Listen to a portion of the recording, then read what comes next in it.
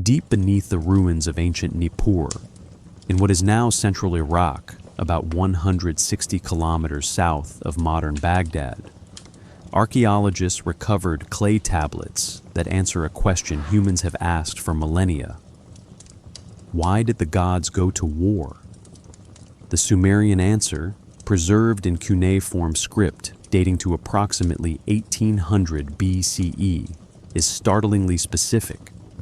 The Anunnaki conflict began with labor, with exhaustion, with divine beings who refused to keep digging the rivers and canals of Mesopotamia after 40 years of backbreaking work.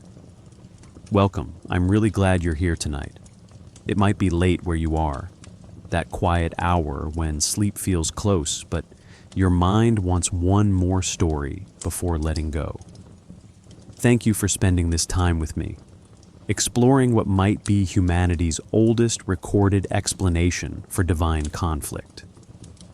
The text that reveals this is called the Atrahasis Epic, named after its human hero. Tablets were found at multiple sites across ancient Mesopotamia, including Nippur, Sippar, and Nineveh. The story they tell is remarkably detailed. Lesser gods called the Igigi were assigned to dig the Tigris and Euphrates, to dredge channels, to shape the land. The work crushed them. After 40 years, they burned their tools, marched on the palace of Enlil, chief of the gods, and refused to continue. This was a strike, a rebellion that threatened cosmic order itself. Mainstream archaeologists see this as Bronze Age Mesopotamians encoding their own social anxieties into myth. The Igigi represent oppressed laborers throughout Sumerian history, their grievances given divine weight. These scholars point to temple archives from Ur and Lagash, documenting actual labor disputes, ration distributions, and worker management, suggesting the myth reflected lived reality in ancient cities. Others interpret these tablets differently. Researchers like Zecharia Sitchin, whose 1976 book, The 12th Planet, sparked decades of debate, argued the Anunnaki were extraterrestrial visitors, that the digging was actually mining operations, and that the rebellion was literal, beings from another world refusing exploitation by their superiors. Both readings engage the same cuneiform sources excavated from the same archaeological sites.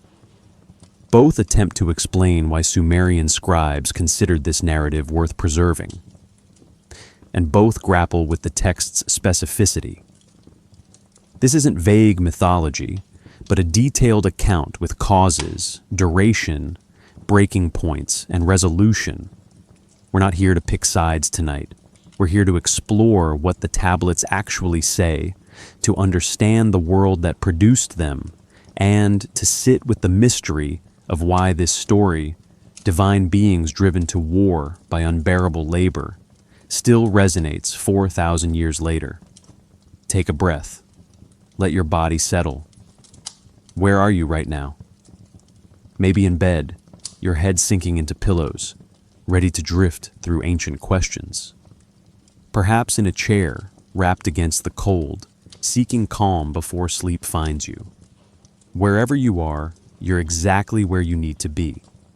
Let tension drain from your shoulders. Feel yourself supported.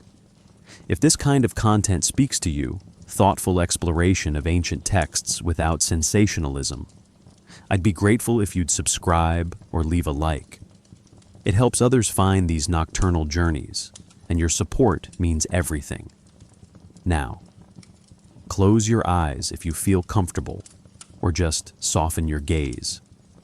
Picture Nippur nearly 4,000 years ago.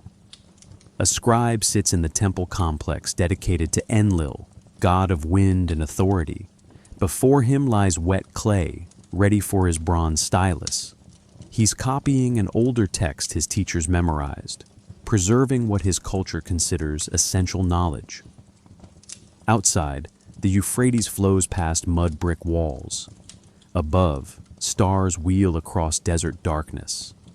he presses wedge-shaped marks into clay, recording the moment cosmic order nearly shattered. He writes of gods exhausted beyond endurance. He, E.T., writes of rebellion and crisis. He writes of the desperate solution Enki proposed, creating humans from clay and divine blood to bear the burden the Igigi refused. That clay survived. Empires rose and fell. The Sumerian language died. But those marks endured, waiting under sand until archaeologists learned to read them again. What they found was an answer. The war began because someone finally said, "Enough."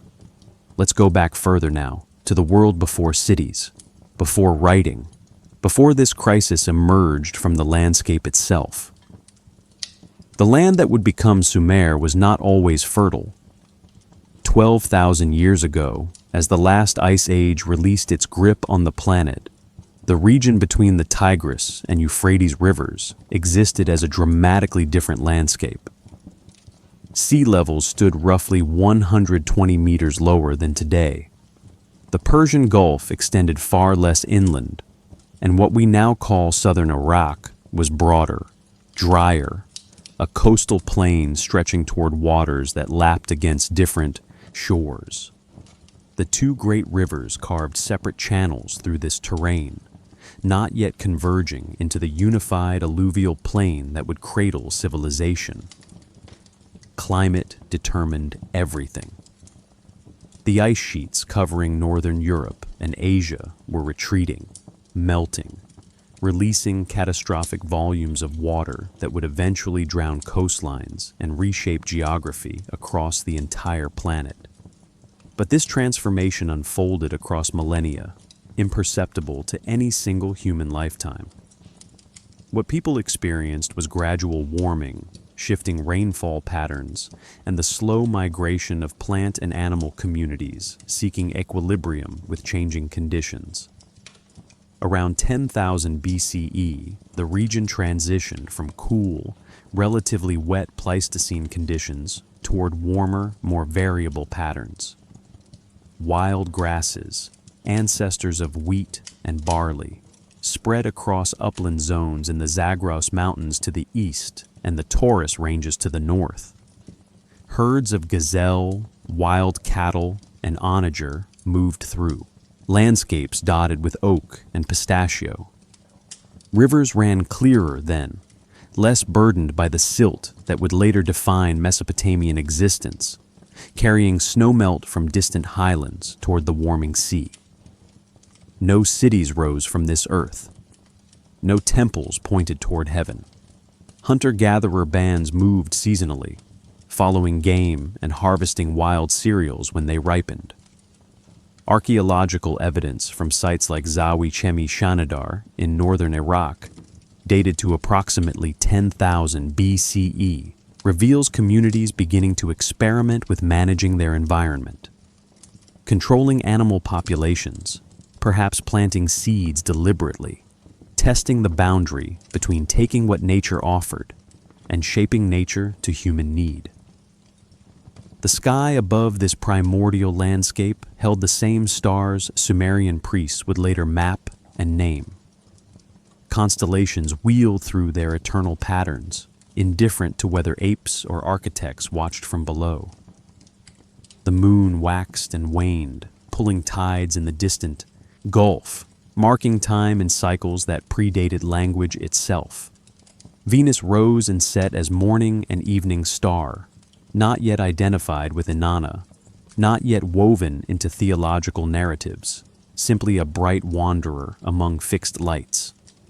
Long before anyone imagined gods dwelling in heaven, before divine councils or cosmic hierarchies, this land was governed by forces that needed no names. Water flowed downhill, seeking the lowest path. Seasons turned according to the Earth's axial tilt and orbital mechanics. Life proliferated wherever moisture and warmth aligned favorably. These were the original authorities: gravity, thermodynamics, solar radiation, the patient chemistry of soil formation.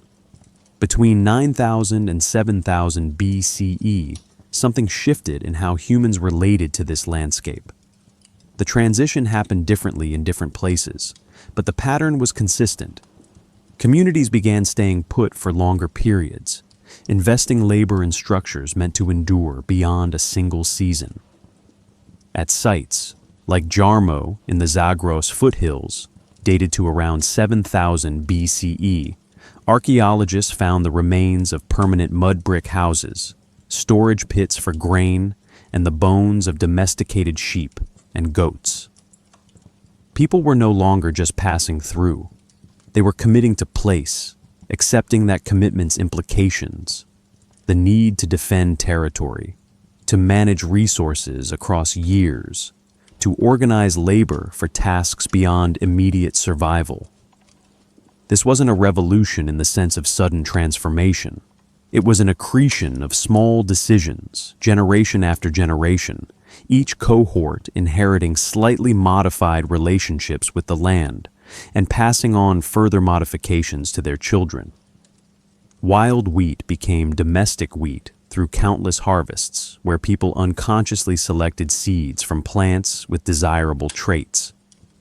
Wolves became dogs through proximity and mutual benefit, both species finding advantage in cooperation. The earth itself was transformed. Forests cleared for fields, grasslands converted to pasture, rivers diverted into channels that served human purposes. And always, relentlessly, the climate continued shifting. Around 6000 BCE, conditions were generally wetter than today across much of the Near East, supporting dense vegetation even in regions that would later become desert. But by 5000 BCE, aridification was intensifying. Rainfall decreased. Rivers carried less water. Communities clustered more tightly around reliable water sources, and those sources, the Tigris, the Euphrates, and their tributaries, became increasingly central to survival. Perhaps this environmental pressure accelerated social organization, forced cooperation on scales previously unnecessary. When water is scarce and vital, those who control its distribution wield tremendous power. The alluvial plain itself was still forming. Each spring, snowmelt from Anatolian and Iranian highlands sent floodwaters surging down the rivers, carrying suspended sediment that settled across the flatlands in layers. Millennia of this process built the thick deposits of silt that characterize southern Mesopotamia, creating some of the planet's most fertile soil, but also burying earlier landscapes under meters of accumulated mud. Archaeologists seeking the deepest human occupation must dig through this geological archive, each stratum representing centuries of deposition. By 5500 BCE, the stage was nearly set. The climate had stabilized into patterns roughly similar to the present. The rivers had assumed configurations close to their historical courses. Sea level had risen to approximately modern heights, creating the Persian Gulf's current shoreline. And human communities, still small and scattered, were developing the technologies and social structures that would enable urban civilization. They didn't know what was coming. They couldn't see the trajectory, but the pieces were assembling. Agriculture, irrigation, pottery, metallurgy, and perhaps most importantly, the organizational capacity to coordinate labor on increasingly ambitious scales. The gods were not yet named, but the landscape that would inspire their stories was taking final form. Writing emerged not from poetry or prayer, but from bureaucracy. The earliest marks we recognize as proto-writing appear in southern Mesopotamia around 3400 BCE, emerging from the Uruk period settlement that gives that archaeological phase its name. Uruk, located in what is now southern Iraq near the modern town of Warka, was expanding into something unprecedented. a genuine city with populations numbering in the tens of thousands, requiring coordination on scales that exceeded human memory's capacity to track. The priests and administrators managing temple estates needed a system. They were responsible for vast agricultural operations, fields of barley and wheat, orchards of date palms, herds of sheep and cattle numbering in the thousands. Workers needed to be organized, rations distributed, tribute collected, and offerings made to gods whose favor ensured prosperity. Oral tradition and personal memory could no longer manage the complexity. So they developed tokens, small clay objects in specific shapes representing quantities of different commodities. A cone meant a small measure of grain. A sphere represented a larger amount. Over time, these tokens were sealed inside clay envelopes called bullae to prevent tampering, but this created a problem. You couldn't see what was inside without breaking the envelope. The solution was elegant. Before sealing the tokens inside, administrators began pressing them into the envelope's wet surface, leaving impressions that recorded the contents externally. Someone, whose name is lost to time, realized the impressions made the tokens themselves redundant. By 3200 BCE, scribes were inscribing flat clay tablets directly, using a reed stylus cut to create wedge-shaped marks, what we now call cuneiform, from the Latin cunus, meaning wedge. These earliest tablets from Uruk are purely administrative. They record deliveries of barley, assignments of workers, inventories of temple property. The signs are pictographic, simplified drawings of the things they represent. A bowl for food rations, a human head for a worker, a reed plant for measurement units. The clay itself was crucial to preservation. Mesopotamia lacks stone suitable for building or carving, lacks timber for permanent structures, lacks almost every durable material except the alluvial mud deposited by its rivers. What it possessed in limitless abundance was clay. This material, which seems so impermanent when wet, becomes nearly indestructible when dried or baked. Papyrus scrolls crumbled to dust. Wooden tablets rotted away, leather deteriorated. But clay tablets, especially those accidentally fired when buildings burned, survived millennia of burial. When the Great Library at Nineveh burned in 612 BCE during the Assyrian Empire's collapse, the conflagration didn't destroy the tablets. It preserved them, baking the clay hard as stone. Archaeologist Austin Henry Layard, excavating the site between 1845 and 1851, recovered approximately 30,000 tablets from the ruins. They had waited under rubble for over 2,000 years, their cuneiform marks intact, ready to speak again once scholars learned the language. Learning that language required patience and brilliant deduction. The decipherment of cuneiform began with Old Persian inscriptions, which were trilingual, carved in Old Persian, Elamite, and Babylonian. Scholars like Georg Friedrich Grotefend and Henry Rawlinson worked with the Behistun inscription in Iran, a massive rock carving commissioned by Persian King Darius I around 520 BCE.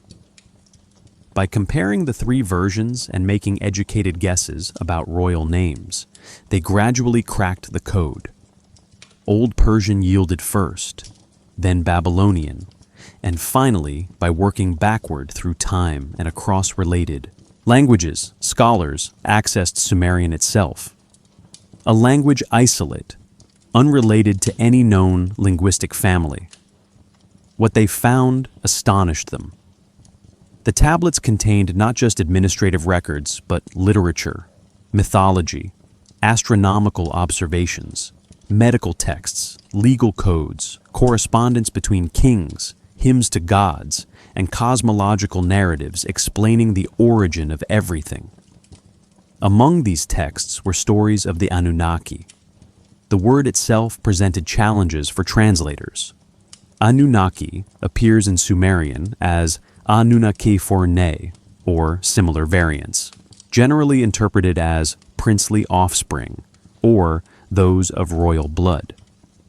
Some scholars parse it as Anunnaki, potentially meaning heaven-earth, suggesting beings who bridged cosmic realms. Others emphasize Anu, the sky god, making the Anunnaki literally children of An, or descendants of heaven. The texts consistently describe them as a group of deities, numbering sometimes 50, sometimes more, depending on which tradition is being followed. They appear in god lists, in myths, in incantations. They judge the dead in the underworld, according to some accounts. They determine fates, according to others. Their exact nature and function shift across the 3,000 years of cuneiform literature, as theological concepts evolved and different city-states emphasized different aspects of the pantheon. But one thing remains constant across the texts. The Anunnaki were involved in shaping the world and governing its operation. They made decisions with cosmic consequences, and they experienced conflict, both among themselves and with other classes of divine beings. The earliest mythological tablets come from the early dynastic period, roughly 2900 to 2350 BCE, from cities like Shuruppak, modern Tel Farah. These are fragmentary, difficult to interpret, written in archaic Sumerian that challenges even expert translators. The myths became more elaborate and better preserved during the Akkadian period and later when scribes at cities like Nippur systematically copied and archived traditional narratives, creating the libraries that would eventually reveal these stories to modern scholarship. Nippur deserves special attention. Located about 160 kilometers southeast of modern Baghdad, it never served as a political capital, but functioned as a religious center sacred to Enlil, the storm god and head of the Sumerian pantheon. Temples here maintained scribal schools where students spent years mastering cuneiform, copying ancient texts as educational exercises. The University of Pennsylvania excavated Nippur extensively between 1889 and 1900, recovering tens of thousands of tablets, many now housed in museums in Philadelphia, Istanbul, and Baghdad. These Nippur tablets preserve the mythological corpus that informs our understanding of Sumerian theology, including narratives central to the Anunnaki conflict. The scribes who copied these texts worked in structured institutions, trained from childhood in the Iduba, the tablet house. Their education was rigorous, memorizing hundreds of cuneiform signs, learning Sumerian even after it ceased to be a spoken language, studying mathematics, astronomy, and the traditional narratives that explained cosmic order. Being a scribe conferred status, literacy being rare and valuable, making these individuals gatekeepers of knowledge. When we read translations of Sumerian myths today, we're reading texts filtered through these scribal traditions, shaped by educational priorities, theological agendas, and the simple fact that scribes chose what to preserve and what to let fade into silence. But they chose to preserve the story of divine conflict. They considered it essential, and their clay voices, fired hard by time and accident, survived to tell us why the gods went to war. The Sumerian cosmos was not eternal. It had a beginning, and that beginning involved separation.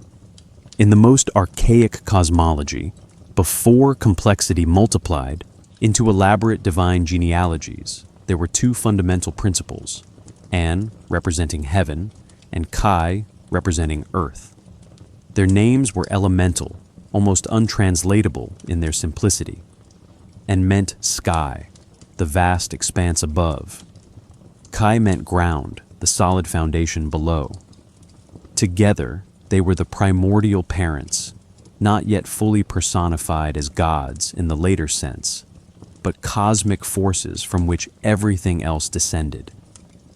Their union produced the first generation of active deities, beings with personalities, desires, and agendas. Chief among these was Enlil, whose name combined En, meaning Lord, with Lil, meaning wind or air. Enlil was the atmosphere, the space between earth and heaven where weather happened, where storms formed, where human life unfolded. He inherited authority from An, becoming the executive power who implemented divine decisions and governed the world's day-to-day operation. But Enlil had a brother, and this relationship defined much of Sumerian theological drama. Enki, also called Ea in Akkadian sources, ruled the Abzu, the subterranean freshwater ocean that Mesopotamians believed lay beneath the Earth's surface. His domain was the sweet waters that fed springs and rivers, opposed to the salt waters of the ocean. Where Enlil represented storm and atmosphere, Enki embodied flowing water, the element essential for agriculture in arid Mesopotamia. His character differed markedly from his brothers. Texts consistently portray Enki as clever, crafty, a solver of problems through ingenuity rather than force. He was patron of scribes, craftsmen, and magic, associated with wisdom and the arts of civilization. Enlil commanded. Enki persuaded. Enlil enforced order. Enki found loopholes. This temperamental divide would prove crucial when crisis struck the divine realm. The pantheon expanded from these foundations. Enki produced other children. Enlil had offspring, including Ninurta, a war god, and Nana, the moon deity. Enki fathered Marduk, who would eventually rise to supreme authority in Babylonian theology, and Inanna, goddess of love, war, and the planet Venus, though her exact parentage varies across sources. Each major Sumerian city claimed a patron deity. Eridu belonged to Enki, Nippur to Enlil, Uruk to An, and later Inanna, Ur to Nana. These divine allegiances reflected and reinforced political relationships between city-states. The Anunnaki, as a collective group, represented the senior tier of this divine hierarchy. Exactly who counted among them shifted depending on the text and period, but generally the term designated gods with significant authority, those who sat in council to determine fate and policy. Above them, conceptually, stood the great gods, An, Enlil, Enki, and later Inanna. Below them existed the Igigi, about whom texts provide less detail, but who are consistently portrayed as performing labor on behalf of their superiors. This hierarchy wasn't abstract theology. It modeled the social structure of Sumerian city-states, where temple complexes controlled vast estates, where priests and administrators directed thousands of dependent laborers, where authority flowed from top to bottom and tribute flowed from bottom to top. The gods owned the land. Humans were tenants, obligated to provide offerings, maintain temples, and perform labor service. In return, gods provided protection, prosperity, and cosmic order. But even cosmic order required maintenance. The universe wasn't a clockwork mechanism running automatically. It needed constant attention, ritual intervention, physical labor to maintain. Rivers had to be dredged to prevent silting. Canals required annual cleaning. Irrigation systems demanded repair. Fields needed plowing, planting, harvesting. Temples required construction, decoration, provisioning. All of this work, in the human realm, fell to laborers organized by temple and palace authorities. In the divine realm, before humans existed, this work fell to the Igigi. The texts are clear on this point. The Igigi performed the physical labor necessary to maintain the world. They dug the great rivers, excavated canals, shaped the landscape. And they did this for a very long time, according to Mesopotamian reckoning. Some sources say 40 years, a number that in ancient Near Eastern literature often means a long time, rather than a precise duration. What happened to workers subjected to grinding labor without relief or hope of change? What happened when those workers realized their superiors lived in comfort while they suffered? What happened when exhaustion turned to resentment, and resentment hardened into refusal? The Atrahasis epic, composed during the Old Babylonian period around 1800 BCE, but drawing on earlier Sumerian traditions, provides the answer. The Igigi rebelled. They burned their tools, surrounded Enlil's dwelling, and demanded change. This wasn't theological abstraction. The text describes their actions in concrete terms. They set fire to their spades. They marched at night to the gate of Enlil's palace. They woke the great gods with their protest. Enlil was terrified. The tablets record his fear explicitly. He summoned the other great gods, Anu, Enki, to counsel on how to respond. Should they crush the rebellion with force? Should they negotiate? The divine council faced a genuine crisis, and their decision would reshape both heaven and earth. But before we can understand that decision and its consequences, we need to grasp the world the Igigi had been laboring to create, the rivers they dug, the land they shaped, and the cosmic significance Sumerians attributed to the work of irrigation and agriculture. That work connected earth to heaven, chaos to order, potential to actualization. And the beings forced to perform it had finally, catastrophically, refused to continue. The Tigris and Euphrates were not eternal features of the landscape.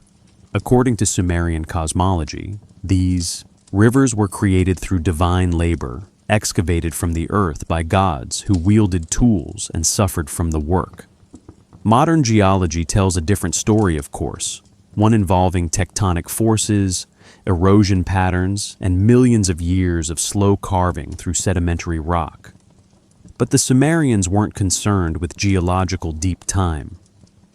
They were recording what they believed to be historical events, actions taken by specific beings at specific moments to shape the world into its present form. The Atrahasis epic describes this labor in detail. The Igigi gods descended into the earth, carrying spades and baskets. They dug the Tigris. They dug the Euphrates, working in shifts year after year. The text specifies depths and distances, though exact measurements are difficult to extract from archaic mathematical notation. What comes through clearly is the grinding nature of the work, the exhaustion, the sense of time stretching endlessly forward with no prospect of relief. Scholars debate what historical reality, if any, underlies this narrative. One interpretation sees this as mythological encoding of actual irrigation projects. Throughout Mesopotamian history, maintaining agricultural productivity required massive labor investment. Canals silted up annually, requiring dredging. New channels needed excavation to extend irrigation networks. Flood control demanded constant earthwork construction and repair. Temple and palace administrators organized thousands of workers for these projects, documented in administrative texts from cities like Lagash and Umma that record worker assignments, tool distributions, and ration payments.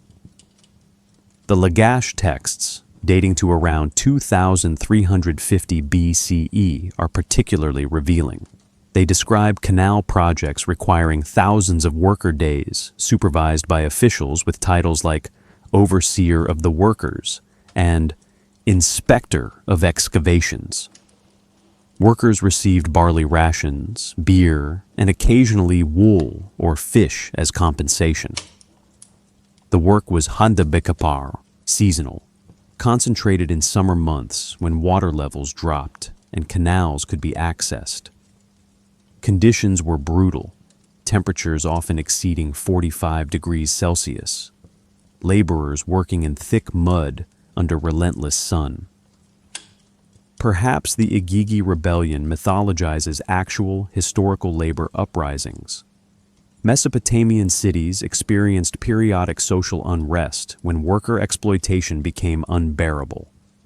The Sumerian term amargi, meaning return to mother, but functionally equivalent to debt forgiveness and slave release, appears in royal decrees suggesting rulers occasionally needed to ease social pressure by resetting economic obligations.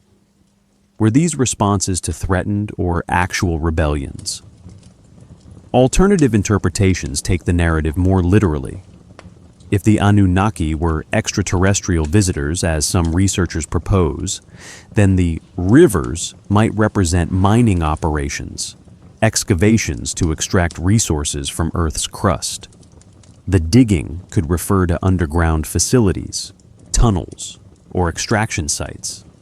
In this framework, the Igigi were a subordinate workforce, possibly biological constructs or a servant class, who eventually refused to continue their assigned tasks.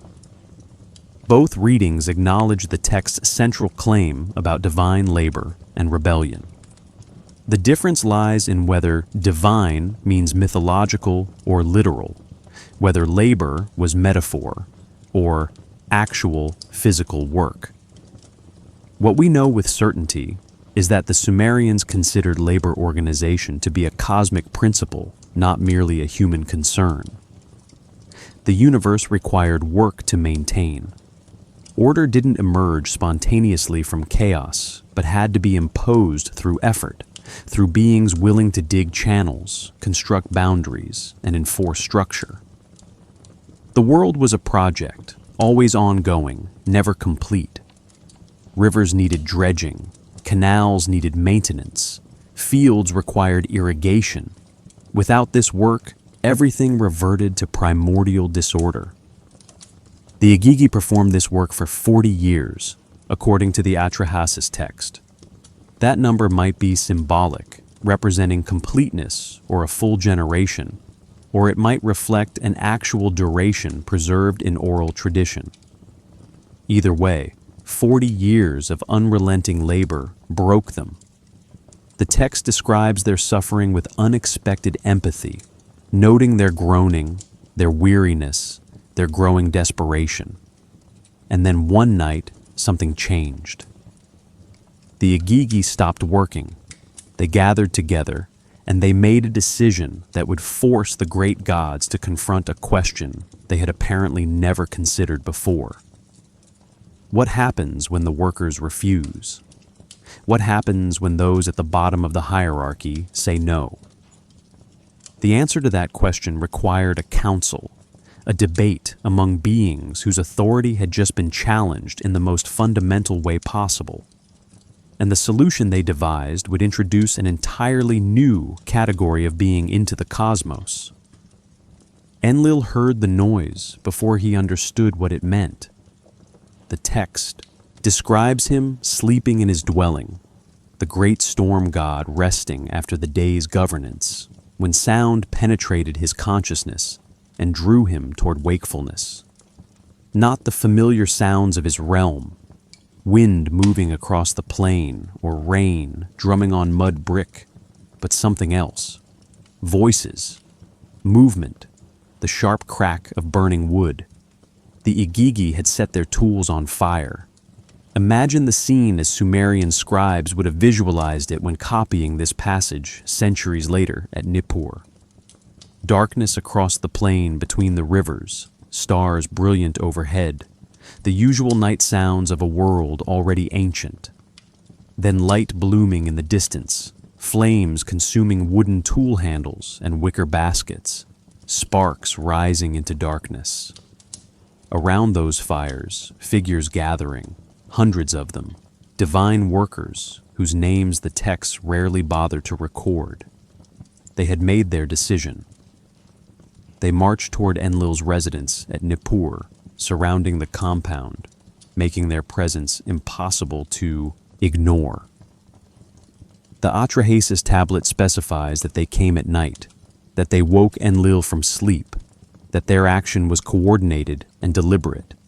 This wasn't spontaneous uprising, but planned resistance.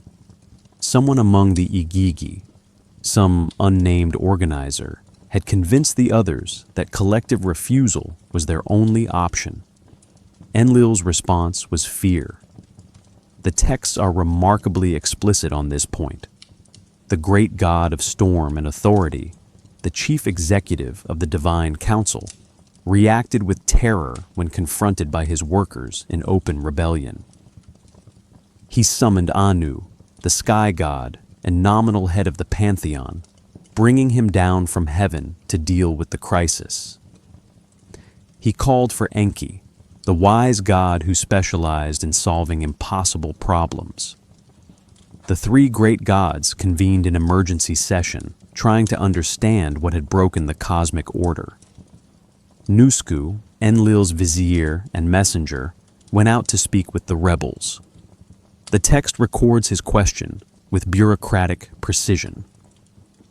"Who is the instigator of battle?" he asked. "Who is the one who made war?" He wanted a name, an individual to punish, assuming this upheaval had a single source that could be isolated and eliminated. The Igigi's answer was collective. "Every single one of us gods has declared war. We have put a stop to the digging. Not one leader, but unanimous refusal. Not a conspiracy, but a movement. The entire workforce had withdrawn their labor, and they articulated their grievance clearly. The work was too hard. The burden was too heavy. They had endured it as long as they could, and they would not continue." Enlil wanted to respond with violence. The text suggests he considered crushing the rebellion, punishing the Igigi for their insubordination. But Anu counseled caution, and Enki proposed an alternative solution altogether. Instead of forcing the Igigi back to work or destroying them, why not create a replacement workforce? Why not design beings specifically to bear the labor burden? The idea was radical. It required creating an entirely new category of being, something that had never existed before in the Sumerian cosmos. But the divine council was desperate, cornered by workers they couldn't replace and couldn't safely punish without risking larger cosmic instability. They agreed to Enki's plan. What happened next involved the goddess Belet Ili, also called Nintu or Mami, the birth goddess. Enki instructed her to mix clay with the blood of a slain god, specifically a god who had been involved in the rebellion.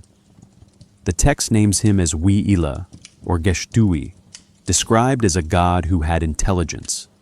His blood, mixed with clay and shaped by Belet Ili's hands, became the first humans. 7 males and 7 females, created in pairs, molded from earth and divine essence. The text emphasizes the mixing process, the goddess spitting on the clay, shaping it with her hands, creating beings that combined earthly substance with divine intelligence derived from the sacrificed god's blood. These first humans were given one purpose, the task the Igigi had refused. They would dig canals, maintain rivers, cultivate fields, and provide for the gods through their labor. In return, they would receive life, fertility, and the capacity to survive in a world not originally designed for them. The Igigi were released from their burden. The crisis was resolved. Cosmic order was restored, but on fundamentally new terms. Humans now existed, and their existence was defined from the first moment by labor, by the requirement to work on behalf of beings more powerful than themselves. Archaeological evidence cannot verify this narrative as historical fact, but it can reveal the world that produced it. Mesopotamian cities were built on intensive labor organization. Agricultural surplus required coordinated irrigation, harvesting, and storage. Monumental architecture demanded thousands of workers moving millions of mud bricks. Temple economies managed extensive estates with complex hierarchies of priests, administrators, craftsmen, farmers, and laborers. The social structure was explicitly hierarchical, with clear distinctions between free citizens, dependent workers, and slaves. The myth of human creation from divine rebellion reflects this reality.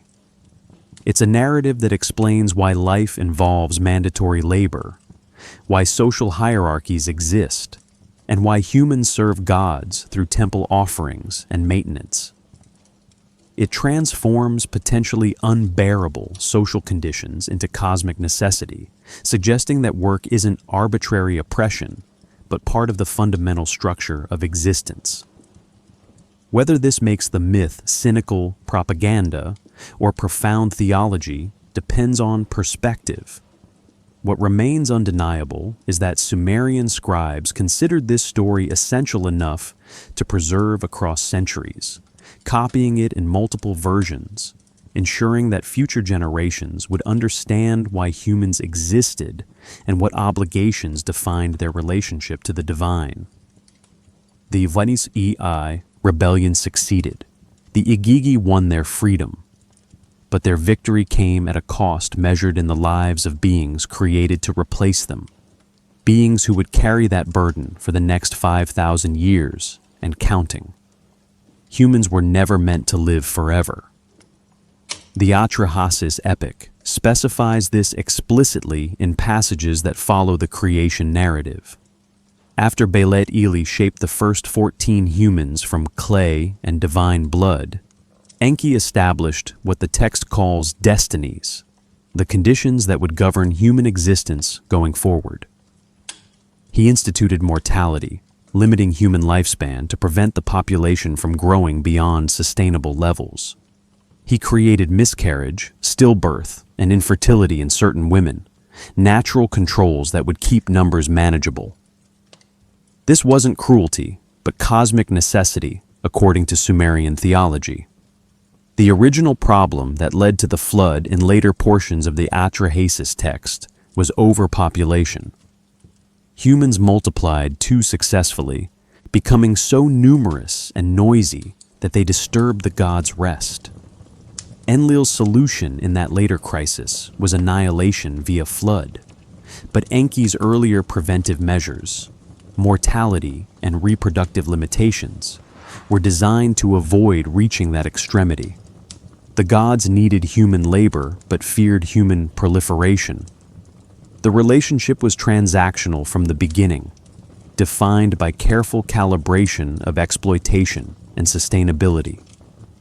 Archaeological evidence from early dynastic Sumer, roughly 2900 to 2350 BCE, reveals how this theology manifested in actual social organization.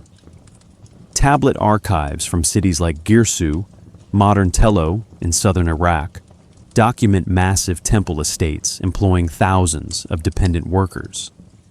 The texts record ration distributions with bureaucratic precision, listing workers by name, occupation, and family size, calculating barley allotments down to fractions of a liter. One archive from Girsu, dated to approximately 2350 BCE, managed by a temple administrator named Enantarzi, tracked over 1,200 workers, including weavers, millers, farmers, fishermen, and general laborers. Women received 2/3 the rations of men performing equivalent work, a gender disparity apparently considered natural and unremarkable.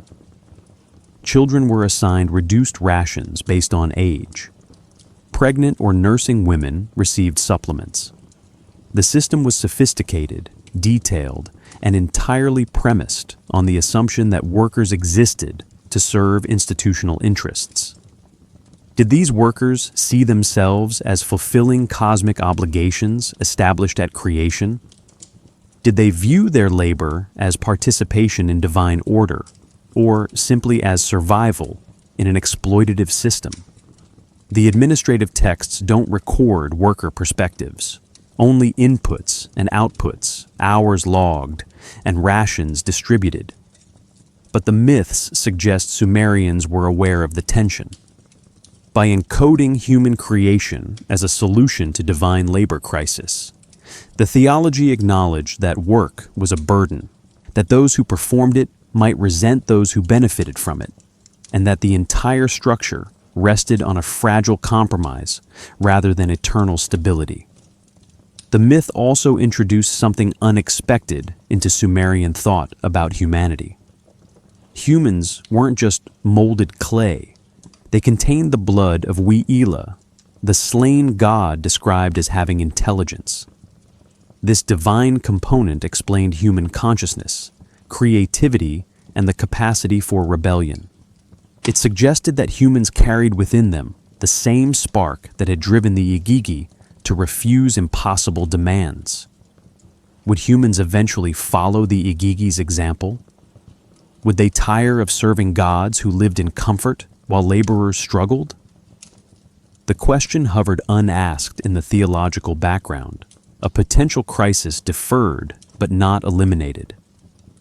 Sumerian king lists from the early dynastic period document a transition from mythical rulers who reigned for thousands of years to historical kings with plausible lifespans.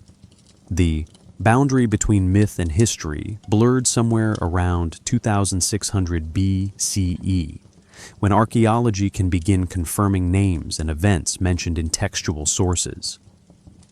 Before that boundary, in the deep past of Sumerian memory, the world operated under different rules. The flood narrative in Atrahasis belongs to that deep past, a time when gods walked the earth more directly and cosmic restructuring was still possible. After the flood, divine intervention became less direct, mediated increasingly through human kings who claimed divine authority but were clearly mortal. By the time scribes were copying these myths at Nippur around 1800 BCE, the world they described was already ancient history, stories from a time when the cosmic order was still fluid, before things solidified into the seemingly permanent structures of their own era. But something of the original tension remained. Humans still labored. God still demanded offerings. The relationship still rested on the exchange of work for protection, service for cosmic order. And somewhere in the cultural memory, preserved in clay tablets archived in temple libraries, was the knowledge that this arrangement emerged from crisis, from rebellion, from a moment when those at the bottom of the hierarchy said no. The tablets survived. The clay held its secrets, waiting for archaeologists who wouldn't arrive for another 3,000 years, who would excavate the ruins of Nippur and discover that the ancients had been asking the same questions about labor, power, and resistance that still echo through human civilization. Why do some beings rule while others serve? Is hierarchy natural or constructed? What happens when the workers refuse? The Sumerians had answers to those questions, carved in wedge-shaped marks on tablets that would outlast their entire civilization. By 2500 BCE, Sumer had become something the world had never seen before. A network of independent city-states spread across the alluvial plain between the Tigris and Euphrates, each centered on a massive temple complex that dominated both skyline and economy. Uruk, Lagash, Nippur, Eridu. These weren't villages or towns, but genuine urban centers with populations reaching into the tens of thousands. Walls of mud brick enclosed streets that followed organic patterns, houses clustered near canals, markets where merchants traded goods from distant regions. The ziggurat at Ur, constructed around 2100 BCE during the Third Dynasty, gives us measurable evidence of what Sumerian civilization could accomplish at its height. The structure's base measured approximately 64 meters by 46 meters, rising in 3 receding tiers to a total height of roughly 30 meters. Workers moved millions of sun-dried bricks to build the core, then faced the entire structure with fired bricks set in bitumen mortar. Drainage channels were integrated into the design to prevent water damage. Staircases climbed the exterior at precise angles, leading to the summit where a temple, dedicated to Nana, the moon god, received offerings and housed priests. Imagine standing at the base of that ziggurat on a summer morning, heat already building, the structure's mass creating shade that offered brief respite. The baked brick surface would feel rough under your palm, warm even in shadow, textured with the fingerprints of workers who shaped each unit before firing. Looking up, the tiers would step back toward heaven, visually connecting Earth to the sky realm where gods dwelled. This wasn't primitive architecture. It demonstrated sophisticated understanding of structural engineering, drainage, and the properties of different building materials. Mesopotamian builders lacked stone, but compensated with abundant clay, developing techniques for brick production, firing, and mortar that enabled construction on scales rivaling anything built elsewhere in the ancient world. Inside the temple complexes, economic activity pulsed constantly.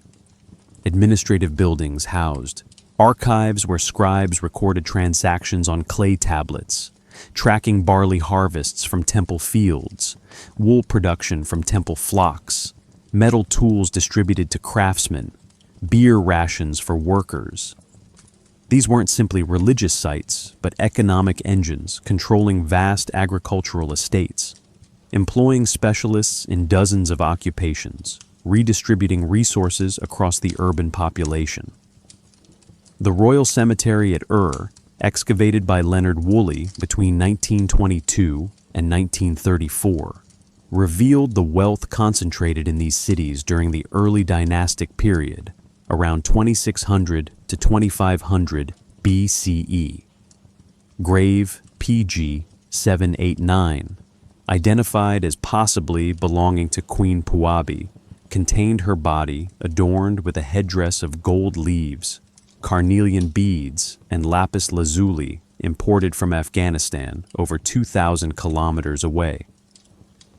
The tomb held musical instruments, gaming boards, cosmetic containers, and weapons, suggesting a culture with refined artistic traditions and long-distance trade networks. Even more striking were the death pit burials, where dozens of attendants were apparently buried alive or poisoned to accompany royal figures into the afterlife. The bodies showed no signs of struggle, lying in orderly rows wearing formal attire and jewelry. Whatever compelled or convinced these individuals to accept death alongside their rulers speaks to social hierarchies we can observe but struggle to fully comprehend across such temporal distance. Daily life for most Sumerians bore little resemblance to royal splendor. Archaeological excavation of residential districts at cities like Eshnunna, modern Tel Asmar, reveals modest houses built around central courtyards, typically 80 to 120 square meters in total area. Families lived, cooked, worked, and slept in these spaces, multi-generational households sharing resources and labor. Streets were narrow, unpaved, accumulating refuse that gradually raised ground level over decades and centuries. But even ordinary houses had access to technological innovations that improved quality of life.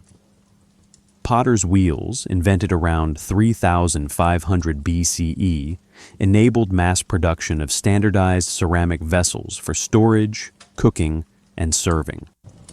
bronze tools, increasingly common after 3000 BCE as copper and tin trade networks developed, provided sharper blades and more durable implements than earlier stone or copper alternatives.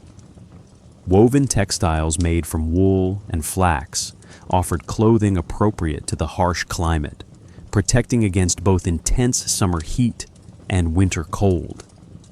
The Sumerian calendar organized time around agricultural cycles and religious festivals. Months were lunar, approximately 29 or 30 days, beginning with the first crescent moon sighting. 12 lunar months fell short of a solar year by about 11 days, so periodically an extra month was inserted to realign the calendar with seasons.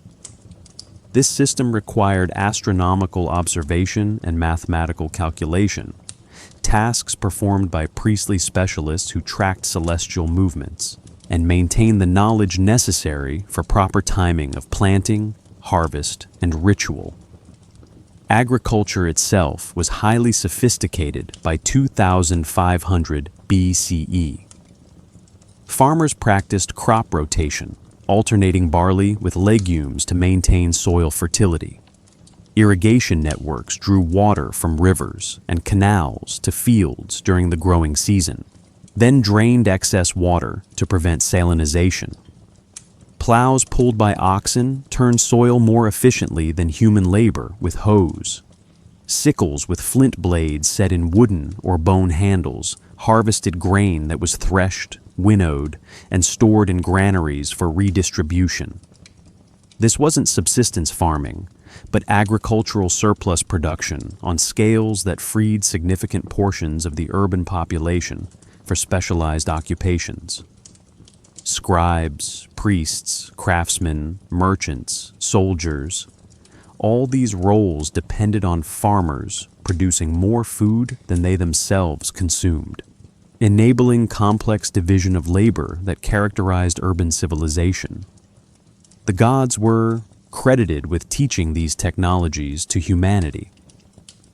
Enki, the wise god of sweet waters, was said to have granted the me, fundamental cultural principles and practical knowledge that included agriculture, writing, metallurgy, and governance. This theological framework suggested that civilization wasn't human achievement alone, but divine gift, that the tools and knowledge enabling urban life came from sources beyond purely human invention. Whether literal belief or metaphorical acknowledgement of inherited cultural tradition, the concept of divine origin technology positioned Sumerian civilization within cosmic order. Humans worked the land and maintained the cities, but they did so using knowledge granted by gods who had shaped the world and established its operating principles. And those gods were watching. Every ziggurat pointed toward heaven where the divine council assembled. Every offering maintained the relationship between mortal and immortal realms. Every ritual reaffirmed the cosmic structure established at creation. But beneath the rituals and beneath the theology, preserved in texts archived in temple libraries, were stories that hinted at tensions unresolved, questions unanswered, mysteries about divine conflict that priests considered important enough to copy and preserve across generations. At Uruk, the White Temple stood atop its ziggurat platform, oriented with precision toward the cardinal directions. The structure's corners aligned north, south, east, and west within a degree of accuracy, demonstrating that its builders possessed both astronomical knowledge and surveying techniques capable of establishing true cardinal points. This wasn't approximate or accidental. The orientation was deliberate, connecting the temple's physical form to celestial geometry, anchoring the sacred building within cosmic order, visible in the wheeling stars overhead. Sumerian priests were meticulous observers of the sky. They tracked the movements of planets, particularly Venus, whose appearances and disappearances followed complex patterns across the seasonal cycle. The Venus tablets of Amisaduqa, compiled during the Old Babylonian period around 1600 BCE, but drawing on much earlier observational traditions, record the heliacal rising and setting of Venus over a 21-year period, noting exact dates when the planet first appeared or disappeared relative to the sunrise. These weren't casual observations, but systematic data collection requiring multi-generational commitment. A single observer's lifetime might capture 2 or 3 complete Venus cycles. Building a comprehensive understanding demanded institutional memory, records maintained and transmitted across decades, astronomical knowledge treated as sacred trust passed from master to apprentice within priestly lineages. Consider a priest named Ur-Nanshe serving at the Ikur temple in Nippur around 2100 BCE. His actual existence is documented in administrative texts that record his ration, allotments, and duties, though we know nothing of his inner life or specific astronomical work. But we can reconstruct what his responsibilities might have involved, based on temple archives and ritual texts from the period. Each evening after sunset, Ur-Nanshe would climb to the ziggurat's upper platform, carrying a water clock and clay tablet. The sky darkened gradually, stars emerging one by one, familiar patterns becoming visible as twilight faded.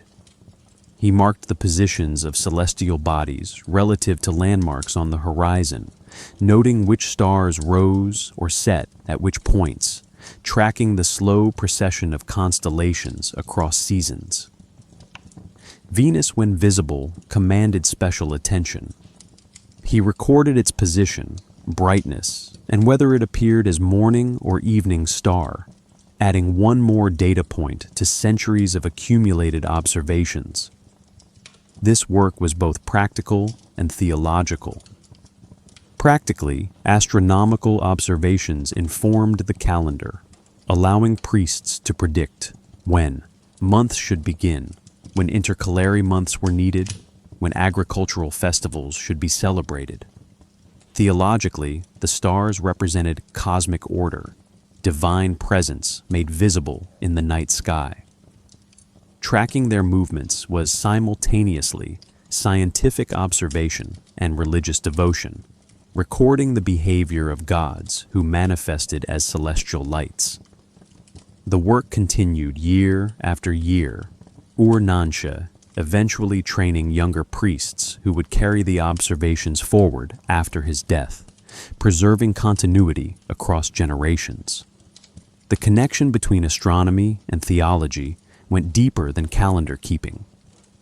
Sumerian cosmology positioned gods in specific celestial locations. Anu, the Sky Father, dwelled in the highest heaven. Below him in hierarchical layers resided other deities, each associated with particular stars or planets.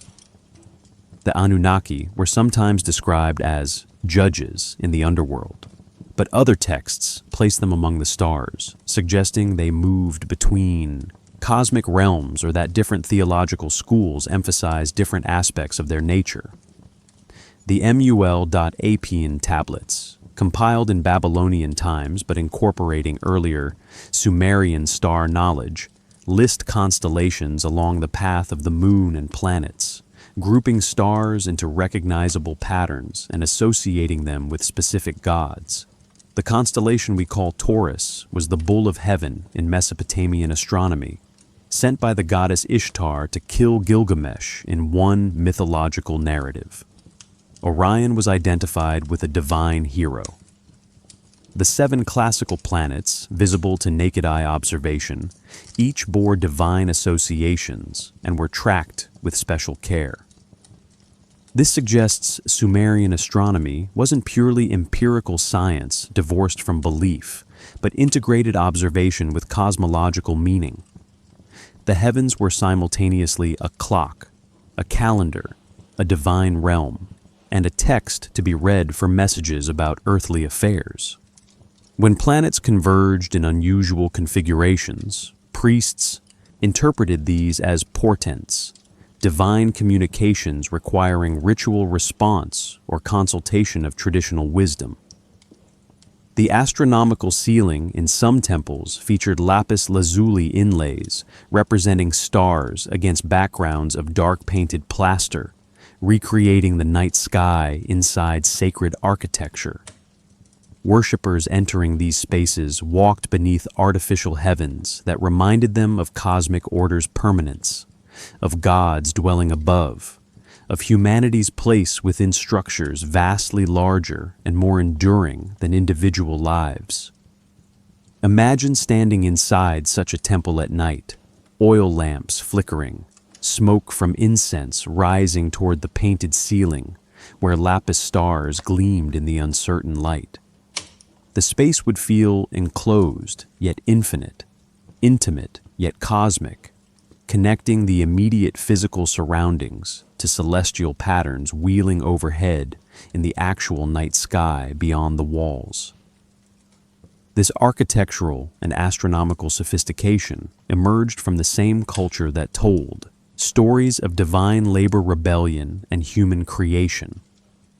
The priests who tracked Venus and maintained calendars also copied myths about the Anunnaki going to war. Scientific observation and theological narrative coexisted without apparent contradiction, both considered essential knowledge about how the universe operated. The stars above Mesopotamia in 2500 BCE were the same stars that shine now, following the same physical laws, their light reaching Earth across the same vast distances. But the meanings assigned to those lights have changed.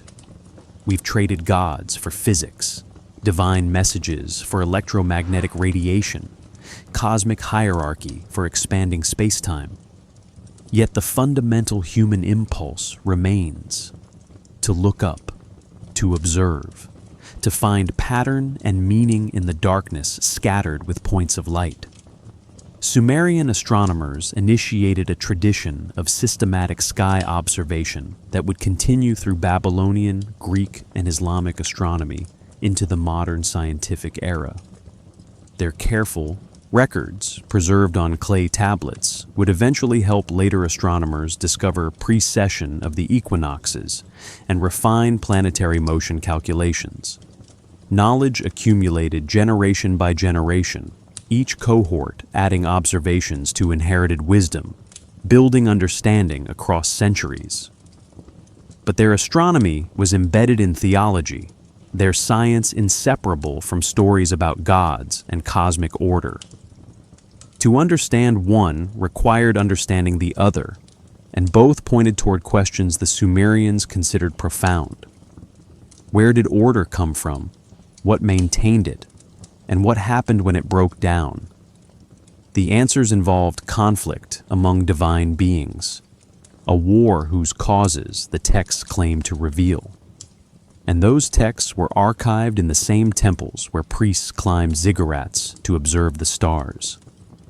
The gods owned everything.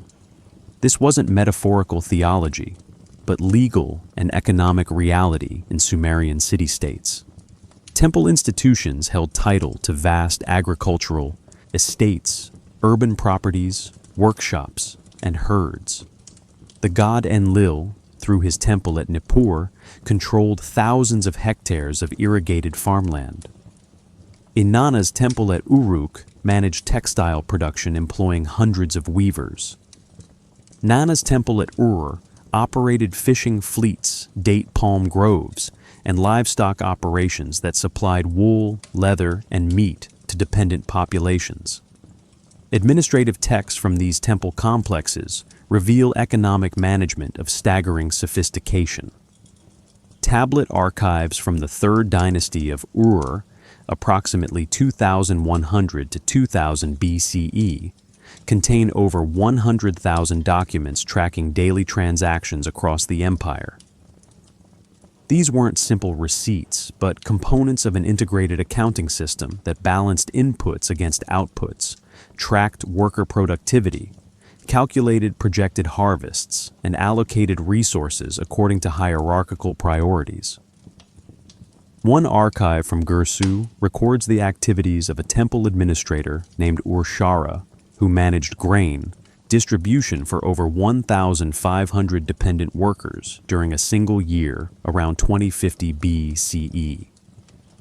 His tablets list each worker's name, family size, and monthly barley ration, adjusted for occupation and status. Skilled craftsmen received higher allotments than general laborers. Officials received significantly more than average workers. Women received less than men in equivalent roles. Children's portions scaled with age. The system was meticulous, precise, and fundamentally hierarchical. Everyone's value was quantified, reduced to measures of barley, and calculated against their productive contribution to the temple estate.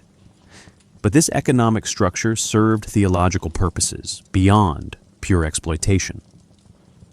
Temples were understood as the earthly households of gods who literally resided in the sanctuary's inner chambers.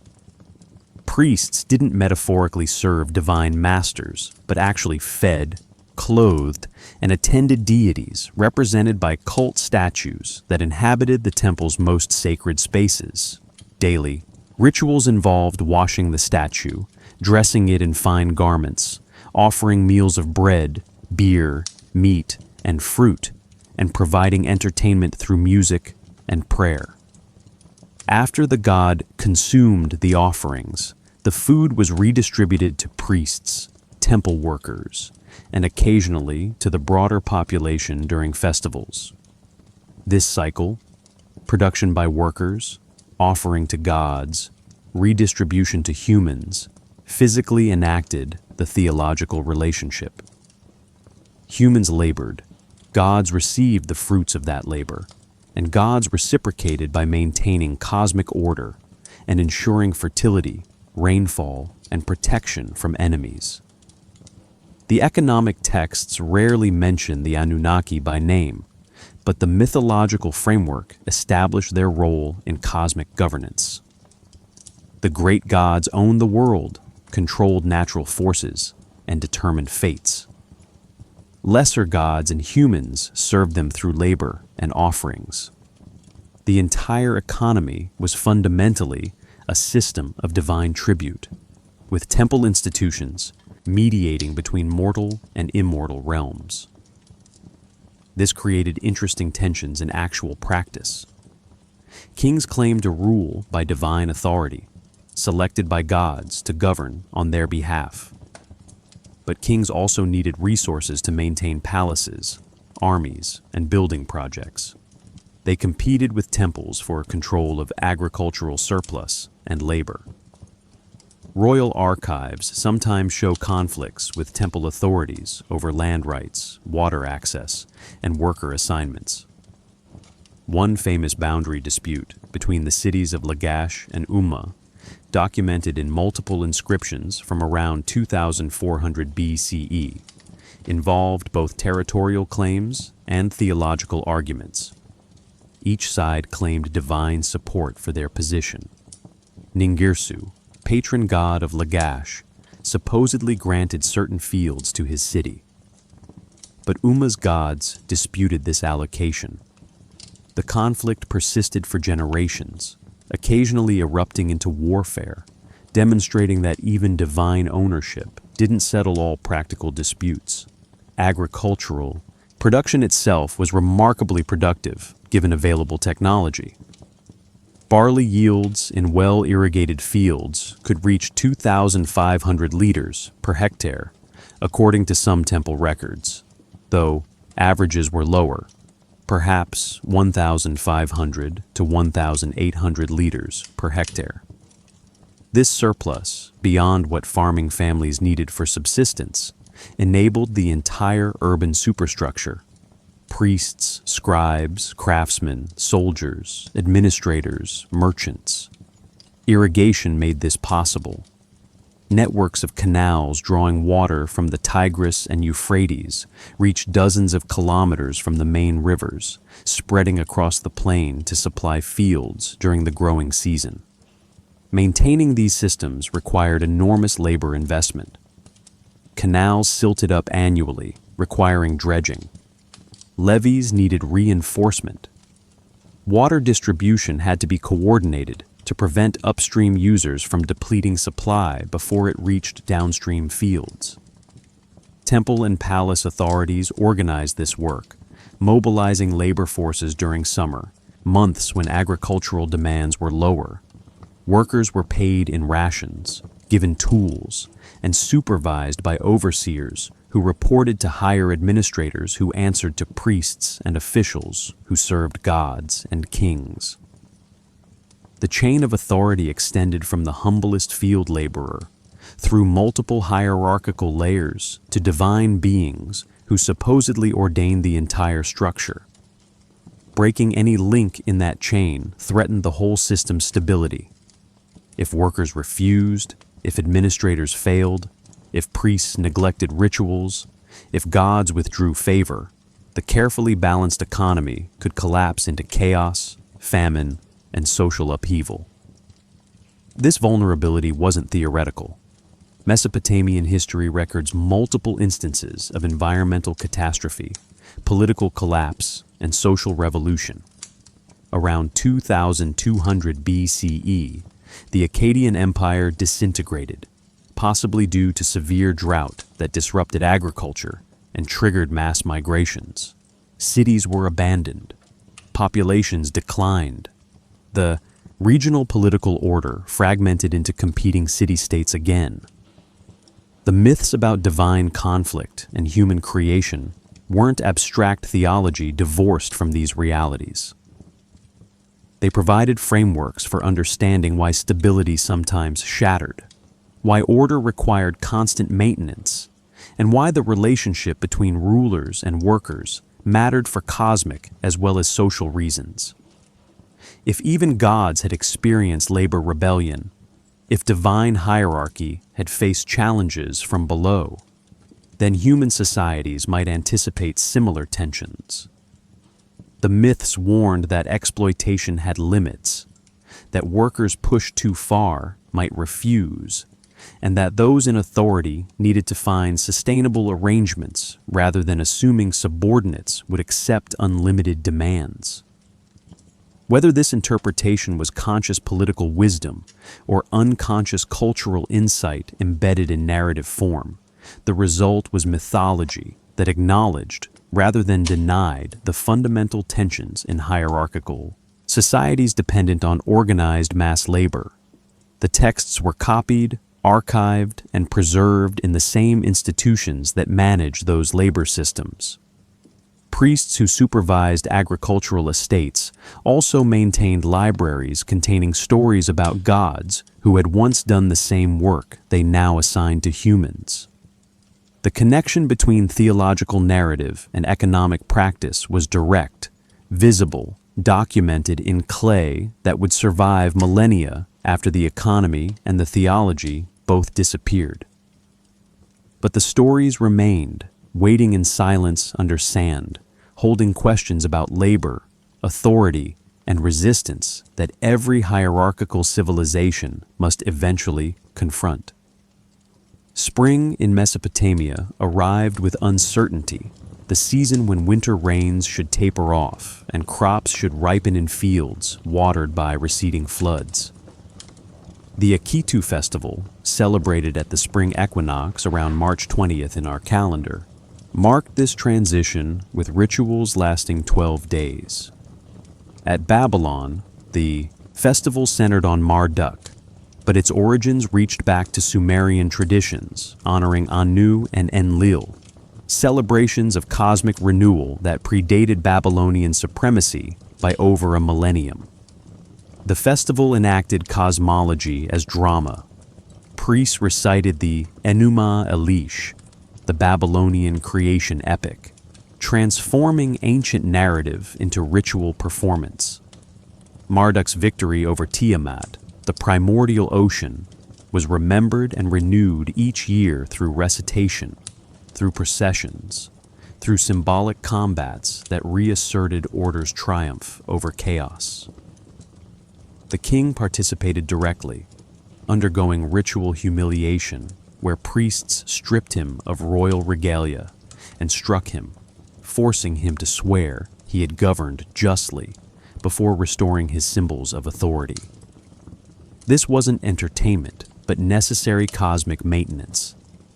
The festival's rituals sustained the world's continuation, renewed the king's divine mandate, and reconnected present reality to the mythological moment when order first emerged from chaos. Skip the festival, neglect the rituals, and cosmic order might unravel. Imagine the processional way in Babylon around 600 BCE, long after Sumer's fall, but still preserving traditions from that earlier era. The street stretched 250 meters from the Ishtar Gate to the Akitu Temple outside the city walls, paved with limestone and flanked by walls decorated with glazed brick reliefs showing 120 lions, symbols of Ishtar. During the festival, statues of gods were carried along this route on ceremonial boats mounted on wheeled platforms, accompanied by priests, musicians, and crowds of worshippers. The noise would have been overwhelming. Drums, cymbals, lyres, and voices raised in hymns created a wall of sound that announced divine presence moving through the city. Incense smoke drifted over the procession, mixing with dust raised by thousands of feet. The gods were returning from their journey, reasserting authority over the city, confirming their ongoing protection and favor. Other festivals marked different moments in the agricultural and astronomical cycles. The sacred marriage ritual, performed in several Sumerian cities, celebrated the union of Inanna with Dumuzi, the shepherd god, ensuring fertility for the coming year. This ceremony involved the king representing Dumuzi and a priestess representing Inanna performing ritual sexual union, merging cosmic mythology with human bodies in acts meant to bind divine and mortal realms. Modern scholars debate how literally to interpret these descriptions.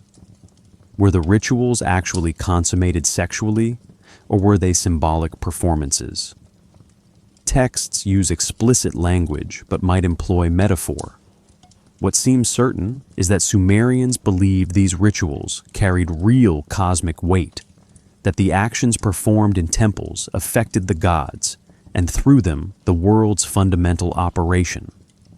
Monthly festivals aligned with lunar phases, marking new moons with offerings and prayers. Annual festivals followed the Tiras, agricultural calendar, celebrating planting, harvest, and the flooding of rivers that deposited fertile silt across the fields. Each ritual reinforced the connection between human activity and cosmic order, between earthly labor and divine governance. The myths of the Anunnaki weren't separate from this ritual life. They provided the narrative foundation that made the rituals meaningful. Why offer bread and beer to gods? Because gods needed sustenance, just as the text described. Why celebrate creation each spring? Because chaos continuously threatened and order required renewal, as Marduk's battle against Tiamat demonstrated. Why acknowledge divine hierarchy in temple service? Because the cosmos itself was hierarchically organized, with great gods ruling over lesser gods and all divine beings receiving human service. But threading through these affirmations of order were stories about conflict, about divine beings who had suffered and rebelled, about humans created to bear burdens, originally assigned to gods. The festivals celebrated order, but the texts archived in temple libraries remembered disorder, preserved narratives about moments when the cosmic structure nearly shattered. This tension gave Sumerian religion depth beyond simple affirmation. It acknowledged that order was achievement rather than inevitability, that hierarchy generated resentment, and that stability required ongoing effort and occasional renegotiation. The myths weren't just origin stories, but ongoing reflections on fundamental questions about power, labor, and justice. As scribes copied these texts across centuries, as priests recited them during festivals, as students memorized them in scribal schools, the stories accumulated interpretive layers. Each generation read them through their own historical context, finding relevance to contemporary concerns while preserving connections to ancient traditions. By the time Sumerian ceased to be a spoken language, sometime after 2000 BCE, it had already transitioned to a purely scholarly and liturgical tongue. Scribes learned it as we learn Latin, studying grammar and vocabulary to access ancient wisdom recorded in a dead language. But the myths survived this transition, translated into Akkadian, adapted by Babylonians and Assyrians, carried forward by cultures that honored Sumerian civilization as the source of their own cultural traditions. The Anunnaki narratives persisted through these transformations, maintaining their essential structure while accumulating new interpretations and emphases. And always, at the core, was the memory of divine conflict and its resolution through human creation, a story about labor, rebellion, and the fragile compromises that sustained cosmic order. The festivals ended, the crowds dispersed, the gods returned to their temples.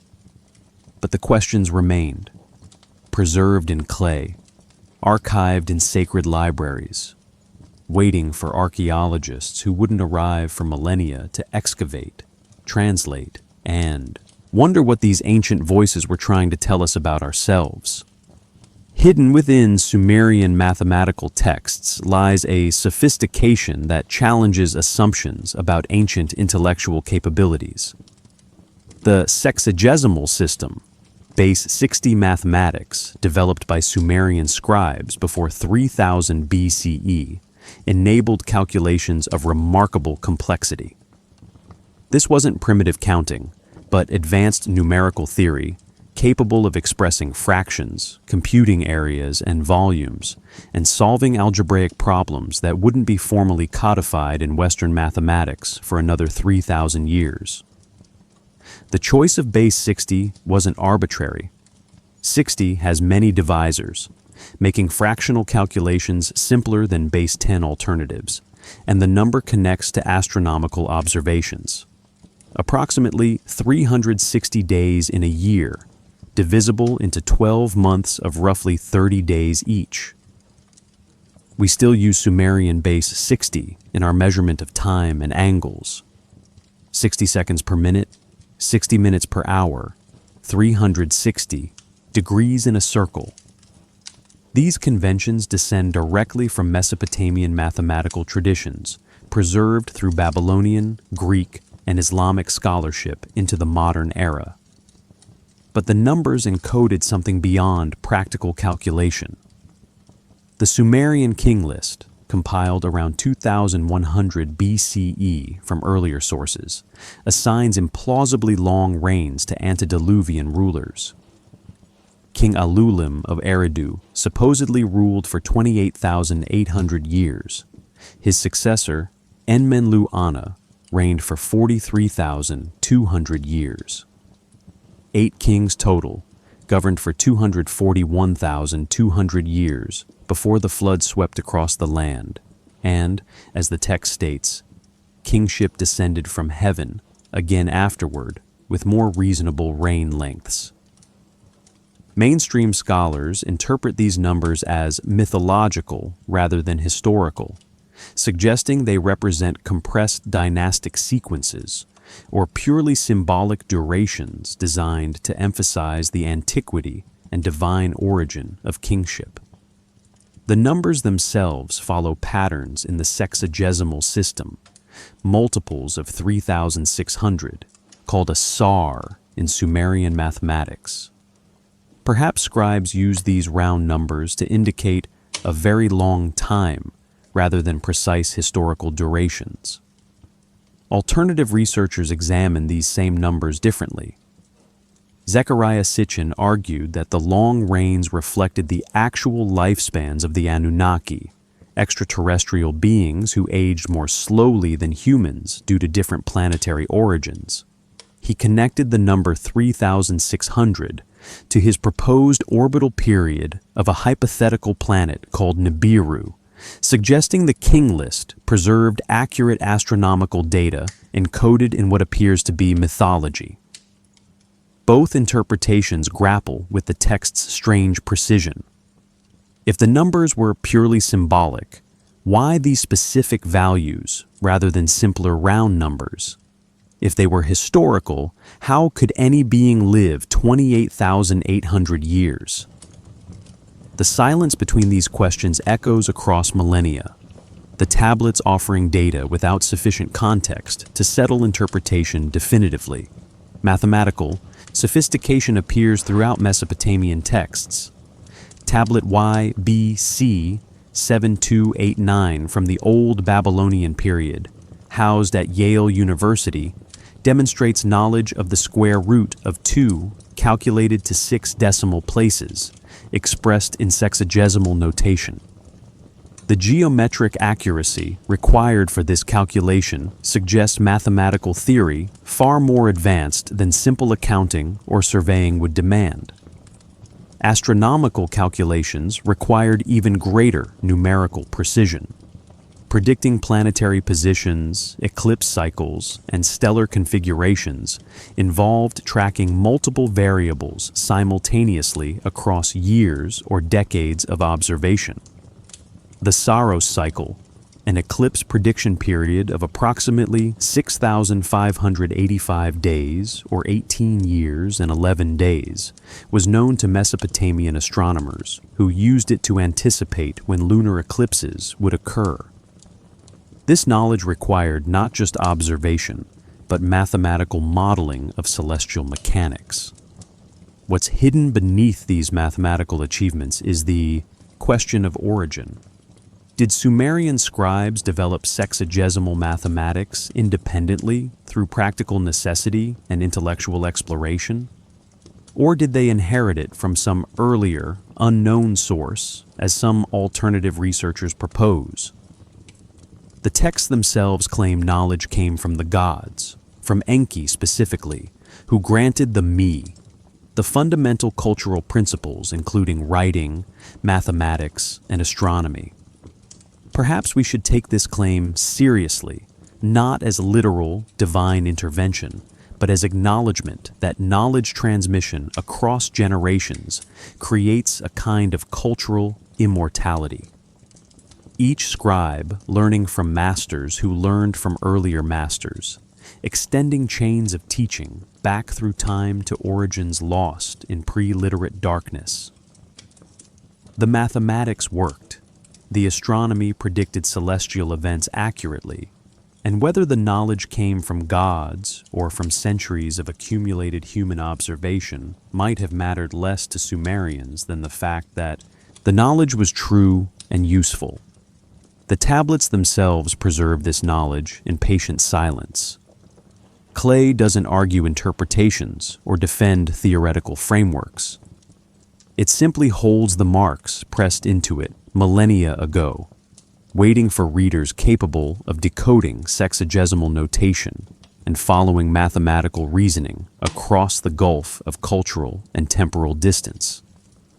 And within those numbers, within the calculations and king lists and astronomical tables, lies evidence of minds that thought abstractly, that modeled reality mathematically, and that considered knowledge worth preserving for futures they couldn't imagine. The Anunnaki narratives emerge from this same intellectual tradition. The same scribes who calculated square roots and predicted eclipses copied myths about divine rebellion and human creation. To dismiss the mythology as primitive fantasy while accepting the mathematics as sophisticated science creates a false dichotomy. Both emerged from unified cultural, worldviews that sought to understand cosmic order through whatever intellectual tools were available. Numbers, narratives, astronomical observation, theological reflection. What remains hidden is how much has been lost. We possess perhaps 1% of the tablets that once filled Mesopotamian libraries. Fire destroyed archives at Nineveh. Floods dissolved unbaked tablets. Excavations recovered fragments from ruins, but countless texts deteriorated to dust or remain buried beneath modern cities built over ancient sites. The mathematics and mythology that survived did so partly through luck, preserved by accidents of burial conditions and archaeological discovery. Somewhere beneath the sands might rest tablets that would transform our understanding, that would settle debates about Sumerian knowledge and cosmic understanding. Or perhaps the evidence that survives represents the full picture, and we're simply looking at it from perspectives that obscure as much as they reveal. The numbers wait in museum cases and archaeological publications, precise and patient, holding questions mathematics alone cannot answer. The Sumerian universe had structure, dimension, and boundaries that texts describe with unexpected specificity.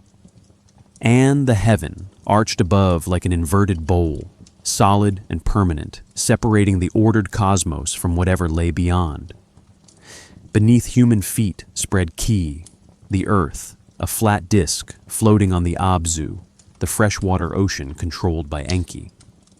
Below even that lay Kur, the underworld, realm of the dead, and domain of the goddess Ereshkigal. This wasn't metaphorical cosmology, but literal geography, as Sumerians understood it. A mapped universe with distinct regions governed by specific deities. The texts locate the Anunnaki within this cosmic architecture, though their exact dwelling place shifts across different narratives. Some sources place them in heaven, alongside An and the great gods. Others describe them as judges in the underworld, determining the fates of the dead. Still others suggest they moved between realms, descending from heaven to earth, and even to the underworld, depending on their functions and the narrative requirements of specific myths. This flexibility might indicate theological evolution as different city-states emphasize different aspects of the pantheon. Or it might reflect genuine Mesopotamian belief that divine beings weren't bound to single locations the way humans were. Gods could be simultaneously present in multiple places, manifesting in cult statues while also dwelling in heavenly realms, an omnipresence that transcended mortal spatial limitations. Hidden within this cosmological structure are patterns that some researchers interpret as encoded astronomical knowledge. The 7 planetary bodies visible to naked eye observation, Sun, Moon, Mercury, Venus, Mars, Jupiter, Saturn, correspond to 7 levels of heaven in later Mesopotamian texts. Each level housed specific deities associated with those celestial bodies. This 7-fold division might represent observed reality, astronomical bodies moving through apparently different spherical shells nested concentrically around Earth. The ziggurat's architectural form reflected this cosmic structure. 3, 4, or 7 tiers stepping upward toward heaven, each level representing a stage in the ascent from Earth to sky. At Babylon's ziggurat Etemenanki, meaning Temple of the Foundation of Heaven and Earth, 7 levels were associated with the 7 planets and colored accordingly with different glazed bricks. Ascending the ziggurat enacted vertical movement through cosmic levels, approaching divine realms through physical architecture. What purpose did this serve beyond symbolic expression?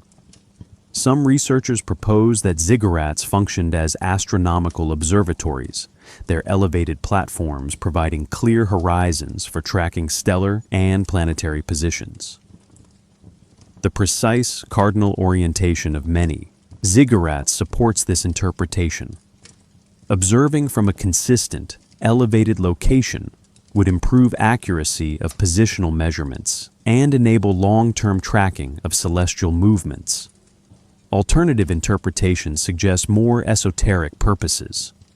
Graham Hancock and other researchers exploring ancient astronomical knowledge propose that ziggurats encoded sophisticated understanding of precession, the slow wobble of Earth's axis that shifts the position of stars relative to the horizon over centuries and millennia. If Mesopotamian astronomers recognized precession, which mainstream scholarship dates to Hipparchus around 150 BCE, they would have possessed observational records spanning many generations and mathematical models of impressive sophistication. Evidence for such advanced knowledge remains contested. The MUL.A.PIN tablets describe constellations and their positions, but don't explicitly discuss precession. However, silence in surviving texts doesn't prove absence of knowledge. We possess fragments of Mesopotamian astronomical literature, not complete archives.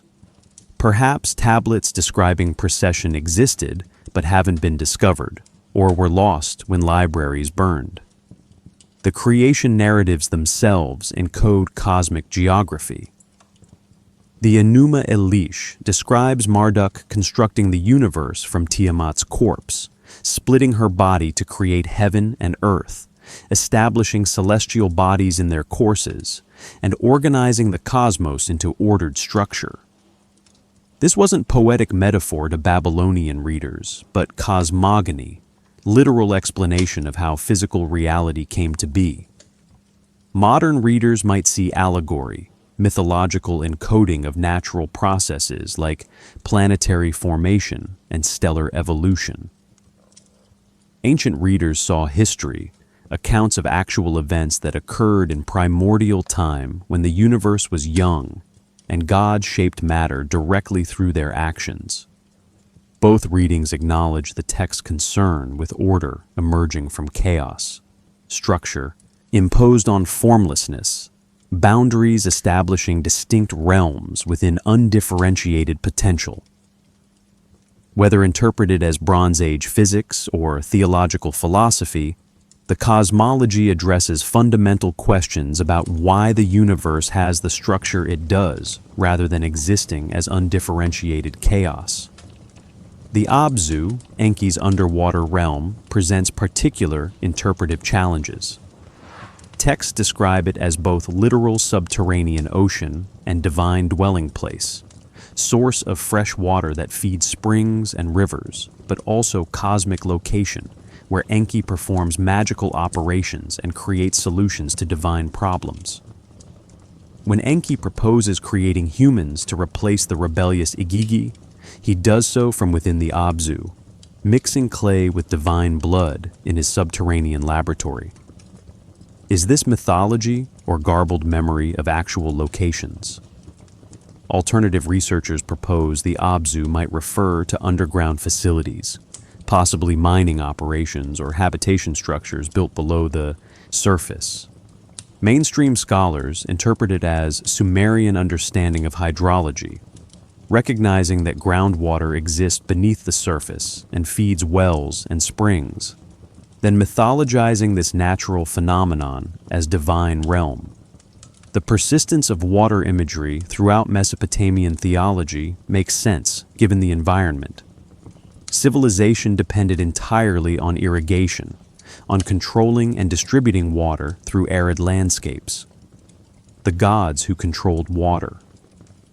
Enki of the sweet waters, Enlil of rain and storm, even Marduk, whose victory over Tiamat represented control over chaotic ocean, held power over life and death in very literal terms.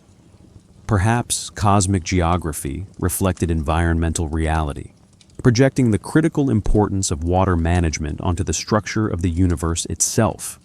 Or perhaps, as some alternative interpretations suggest, the emphasis on water and underground realms preserves memory of actual ancient technologies related to aquifer management.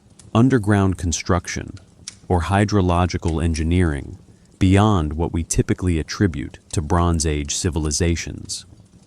The texts maintain their silence on these questions, offering descriptions without the explanatory context that would settle interpretation.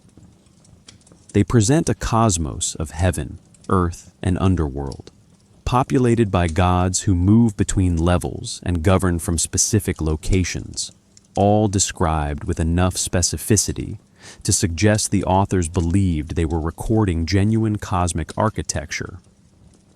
What remains hidden is whether that architecture described external reality as they understood it, internal symbolic systems, or something in between, a worldview where physical and metaphysical interpenetrated so completely that separating them would have seemed meaningless. The cosmic geography they mapped still echoes in theological traditions that descended from Mesopotamian sources. Heaven above, earth middle, underworld below. This structure persists in later Near Eastern and Mediterranean religions, transmitted through cultural contact and conquest across millennia. The specific details changed. Gods acquired new names and attributes, but the fundamental cosmic architecture endured. Somewhere within that enduring structure lies the original insight, the Sumerian contribution to humanity's ongoing effort to map the universe and locate ourselves within its vastness. Sumerian art speaks in a visual vocabulary we've only partially deciphered, symbols whose meanings once seemed obvious but now require patient scholarly reconstruction. Cylinder seals provide perhaps the richest corpus of symbolic imagery. These small stone cylinders, typically 2 to 4 centimeters long, were carved with intricate scenes in negative relief. When rolled across wet clay, they produced continuous friezes showing gods, humans, animals, and fantastic creatures interacting in compositions that combined narrative and iconography. Every administrative tablet, every contract, every legal document was sealed with these devices, their rolled impressions serving as signatures and authority markers. The imagery was never random or purely decorative. Each element carried meaning, though decoding that meaning across 4,000 years of cultural distance presents challenges. A figure wearing a horned crown indicated divine status. Multiple horn pairs denoted higher rank within the divine hierarchy. Flowing vases represented Enki and the life-giving sweet waters. Lions signified Ishtar. Bulls connected to several gods depending on context. The tree of life appeared repeatedly, though its exact theological significance remains debated among scholars. One particularly enigmatic motif shows a god, identified by horned crown, seated beneath what some interpret as a solar disk, but others argue might represent a planetary body or stellar symbol. Rays emanate from this object, sometimes terminating in small, circular forms that could be stars or perhaps other celestial bodies. The god extends one hand toward a human figure who stands in supplication or reception. This scene appears on dozens of seals from the Akkadian period, around 2300 BCE, clearly representing something significant to the culture that produced them. Mainstream interpretation sees divine investiture, a god granting authority or blessing to a human ruler. The celestial imagery reinforces the cosmic source of earthly power, connecting kingship to divine mandate expressed through astronomical symbolism. This reading fits with inscriptions on royal monuments, claiming that God selected specific individuals to rule and granted them wisdom, strength, and legitimacy. Alternative researchers examine the same seals and propose different interpretations. Zechariah Sitchin and others following his methodology argue the symbols represent actual astronomical knowledge, possibly star maps or planetary diagrams encoding information about celestial mechanics. The sun disk might depict a planet. The rays could indicate orbital paths, and the entire composition could preserve cosmological data in symbolic form. Both interpretations acknowledge the symbols meant something specific and important. The question is whether they represented theological concepts, astronomical observations, or some synthesis of both that our modern categorical distinctions artificially separate. Art from temple contexts shows similar symbolic density. The Warka Vase, a massive alabaster vessel discovered at Uruk and dating to approximately 3200 BCE, presents multiple registers of carved imagery depicting cosmic and social order. The bottom register shows water and plants, representing the natural world. The middle register depicts animals and grain, agricultural abundance. The upper register shows a procession of naked priests carrying offerings toward a female figure, probably Inanna, with the city's ruler presenting gifts to the goddess. The vase's structure parallels Sumerian cosmology, nature at the foundation, human cultivation in the middle realm, divine governance at the summit. Reading the imagery from bottom to top traces the flow of offerings from earth to heaven and implies reciprocal flow of blessing from divine to mortal realms. This wasn't decorative art, but theological instruction, visual catechism explaining cosmic order and humanity's place within it. But hidden within these clear symbolic programs might be additional layers. The plants shown in the bottom register include specific species: barley, date palms, possibly reeds. Were these simply representative of Mesopotamian agriculture generally, or did they carry specific symbolic meanings now lost? The animals in the middle register follow formal patterns, alternating rams and ewes, suggesting careful iconographic programming rather than casual decoration. The goddess figure in the top register stands before symbols whose identification remains uncertain. Two reed bundles flanking a doorway are generally interpreted as representing Inanna based on association with this symbol in other contexts. But why reeds specifically? Some scholars connect them to Inanna's role in fertility and wetland ecology. Others suggest they reference the sacred precinct's physical construction, temples built from bundled reeds before mud brick became standard. Alternative interpretations propose the reed bundles might represent astronomical phenomena, possibly the visual appearance of certain stellar configurations or planetary conjunctions. Without textual evidence explicitly connecting these symbols to astronomical meanings, such interpretations remain speculative. But the possibility highlights how much symbolic knowledge has been lost.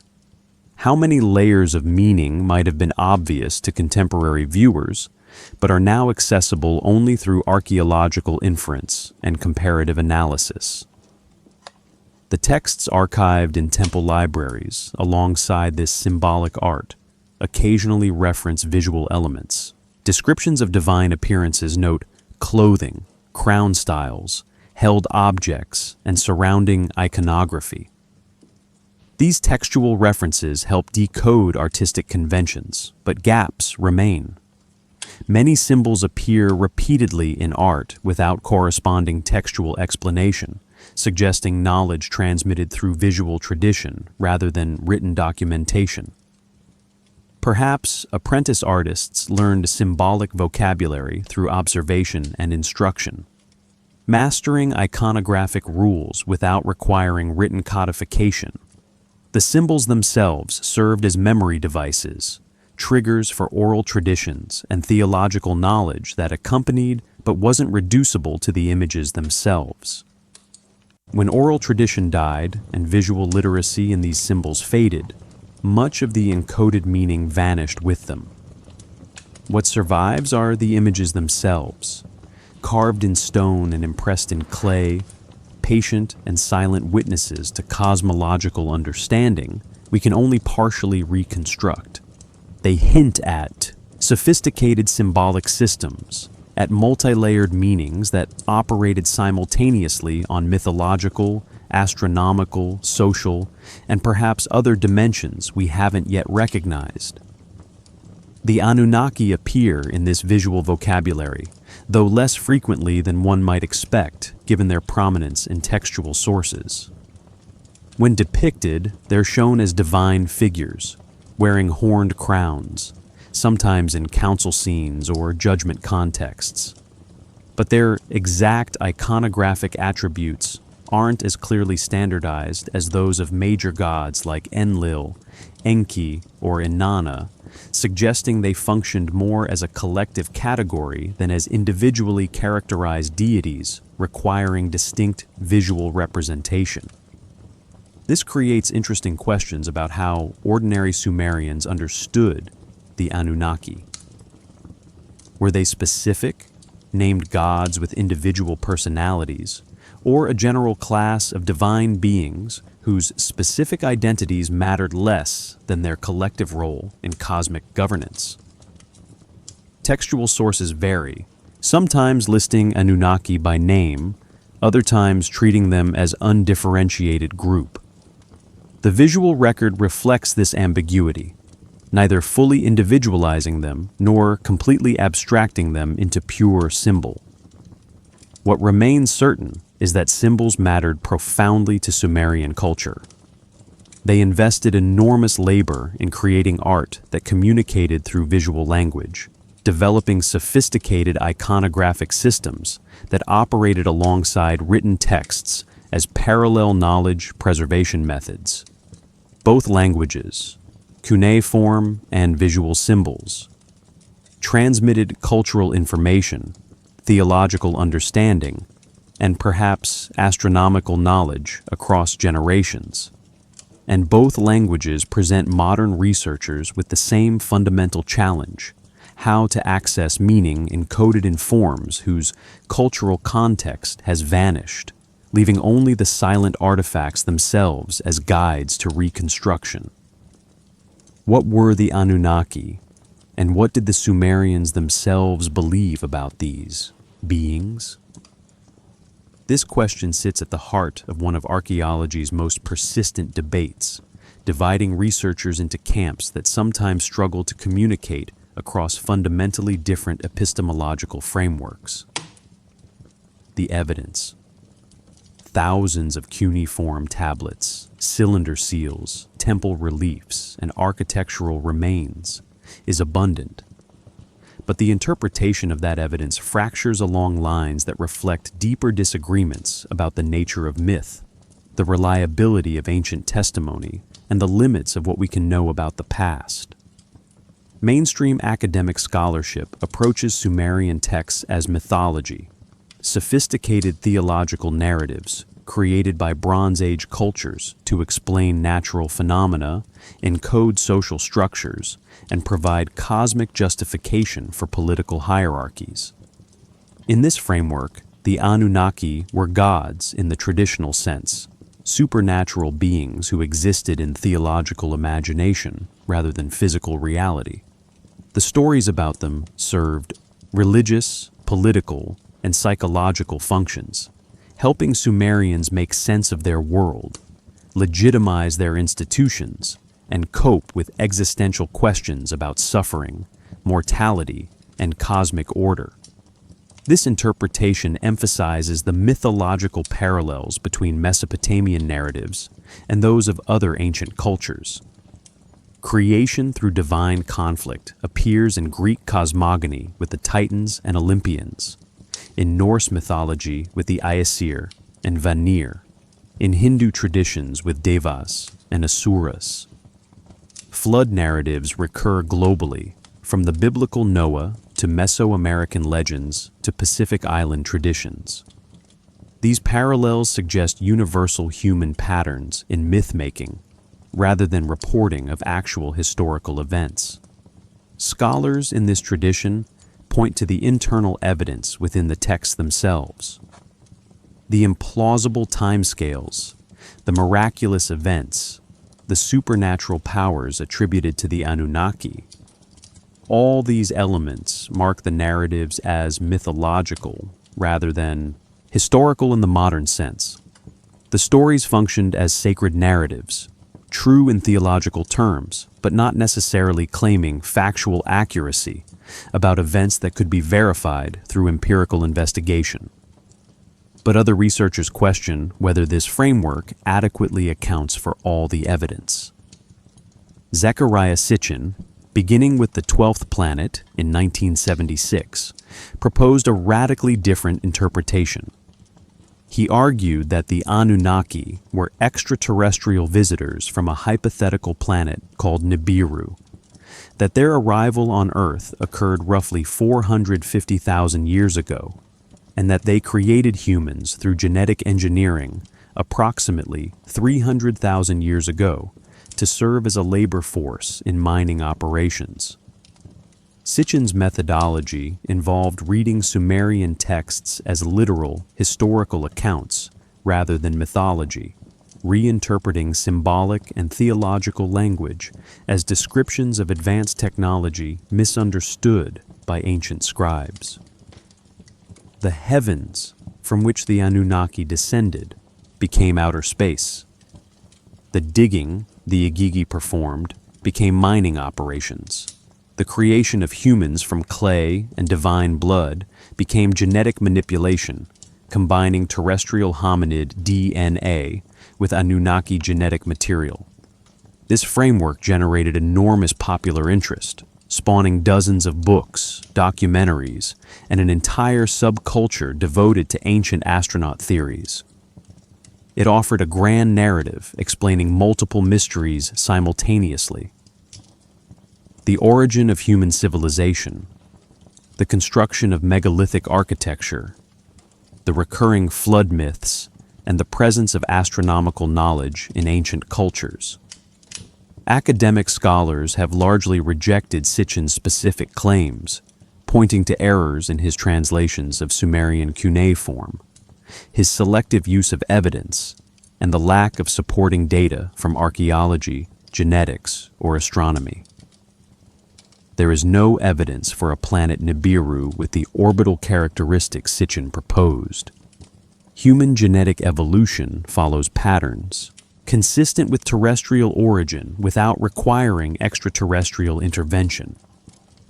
The technologies attributed to ancient civilizations, while impressive, don't exceed what human ingenuity could achieve with available materials and methods.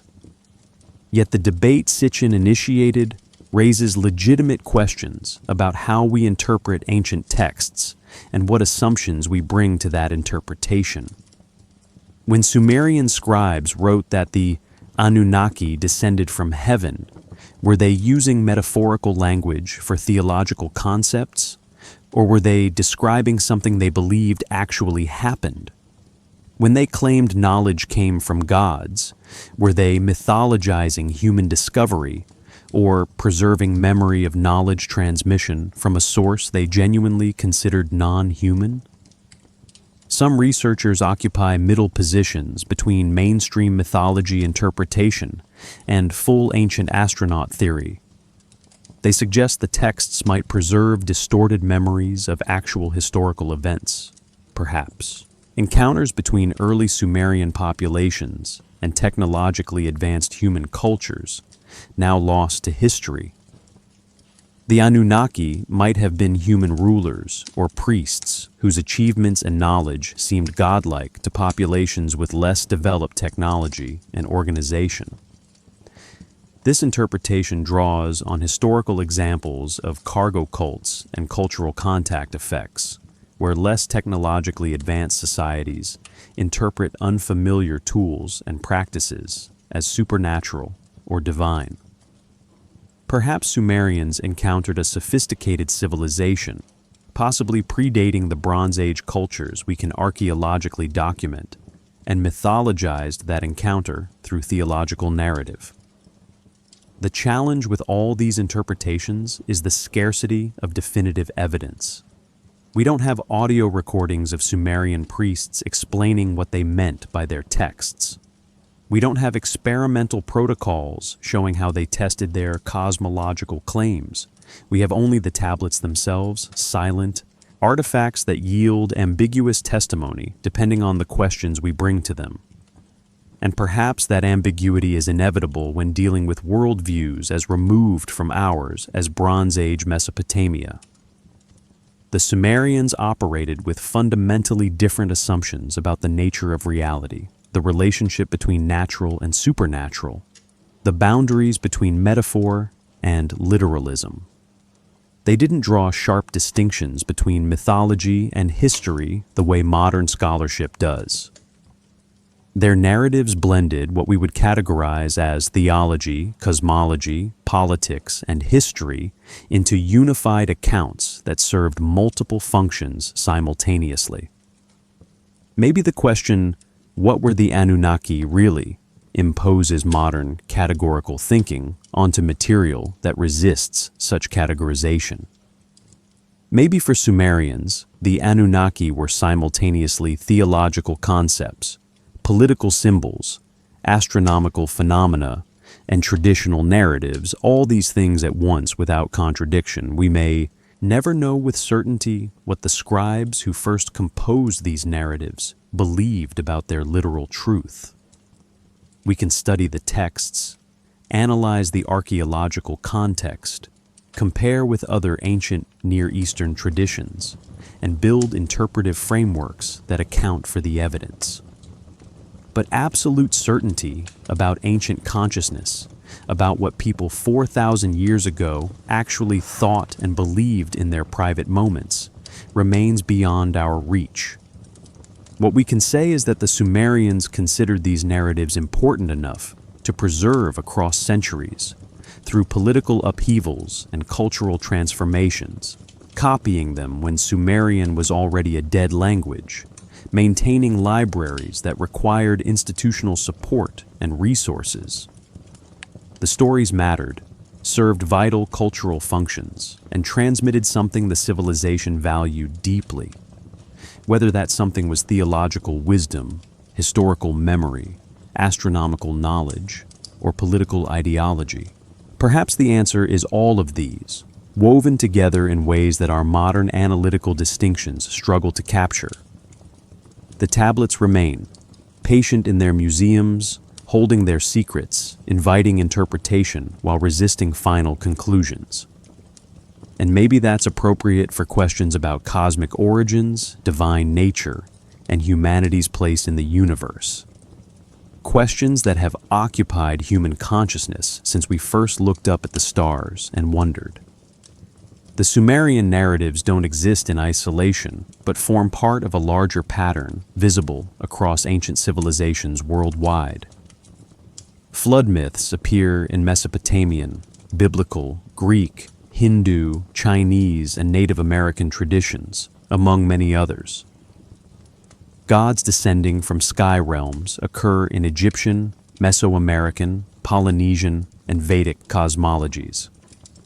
Divine conflicts between older and younger generations of gods echo through Greek Titanomachy, Norse Aesir-Vanir wars, and Hindu battles between Devas and Asuras.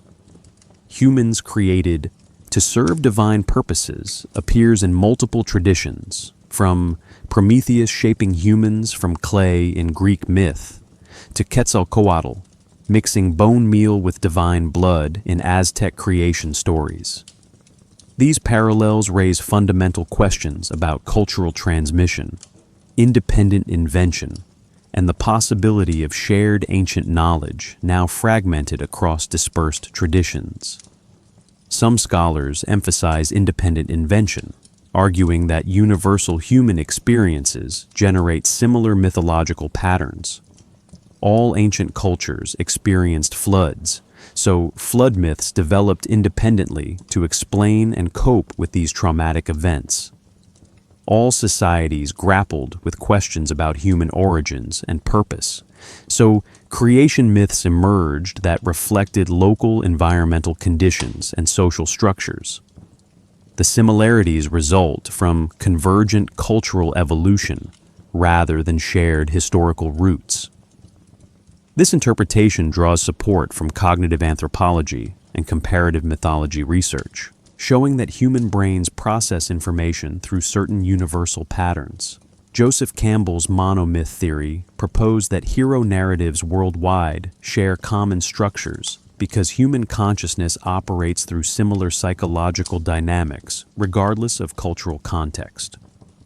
Claude Lévi-Strauss's structural analysis of myth suggested underlying binary oppositions: culture/nature, life/death, order/chaos, that recur across mythological systems because they reflect fundamental features of human cognition. Perhaps the Anunnaki narratives and their parallels in other traditions emerge from these universal cognitive patterns, humanity's shared toolkit for making sense of existence through story and symbol. But other researchers question whether independent invention adequately explains the specific details that align across geographically distant cultures. Graham Hancock and others exploring ancient civilizations have documented precise correspondences in astronomical knowledge, architectural techniques, and mythological motifs that seem difficult to attribute to mere coincidence or cognitive universals. The precession of the equinoxes, a phenomenon requiring centuries of careful observation to detect, appears encoded in myths from Egypt, India, and Mesoamerica, according to some interpretations. Megalithic construction, using massive stone blocks with precision joinery, appears in Peru, Egypt, Lebanon, and Japan, employing similar techniques despite geographical separation. Serpent gods who bring civilization and knowledge appear in Quetzalcoatl, Ningishzida, Naga traditions, and Aboriginal Australian rainbow serpent myths. These researchers propose that the parallels might indicate either a lost common source, an advanced civilization predating known Bronze Age cultures that influenced multiple regions before disappearing, or contact between ancient civilizations more extensive than mainstream archaeology currently acknowledges. Perhaps knowledge networks spanned greater distances in prehistory than we've recognized, transmitting information about astronomy, architecture, and cosmology across continents through trade routes, maritime exploration, or migration patterns.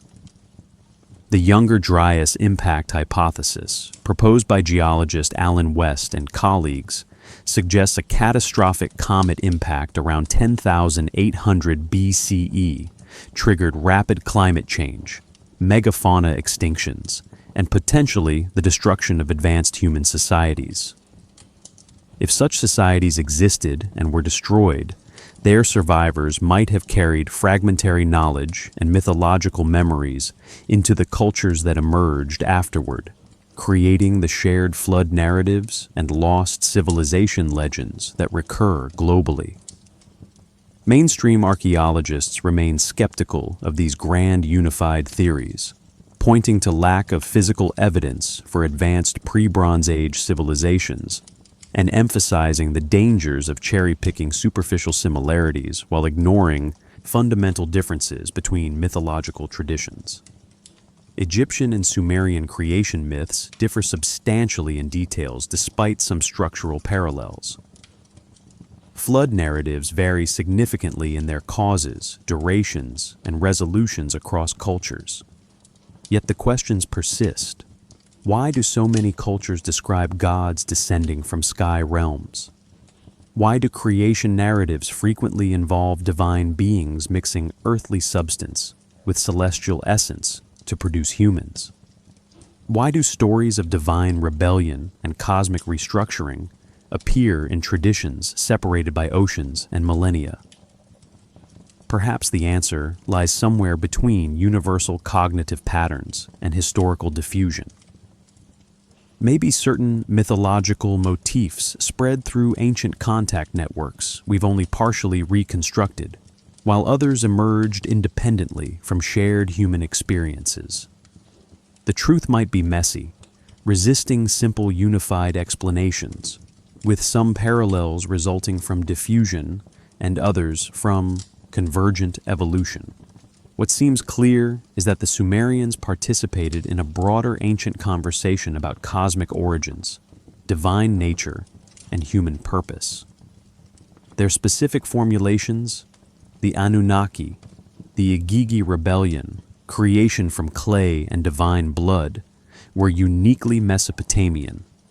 But the underlying questions they addressed through these narratives were universal, asked by every culture that achieved sufficient complexity to develop theological and philosophical traditions. We may never definitively prove whether the parallels indicate shared ancient sources, independent invention, or some combination of both. The evidence is fragmentary, the timescales enormous, and the cultural context radically different from our own. What we can observe is the pattern itself, the recurring human impulse to frame existence within narratives of cosmic drama involving beings greater than ourselves.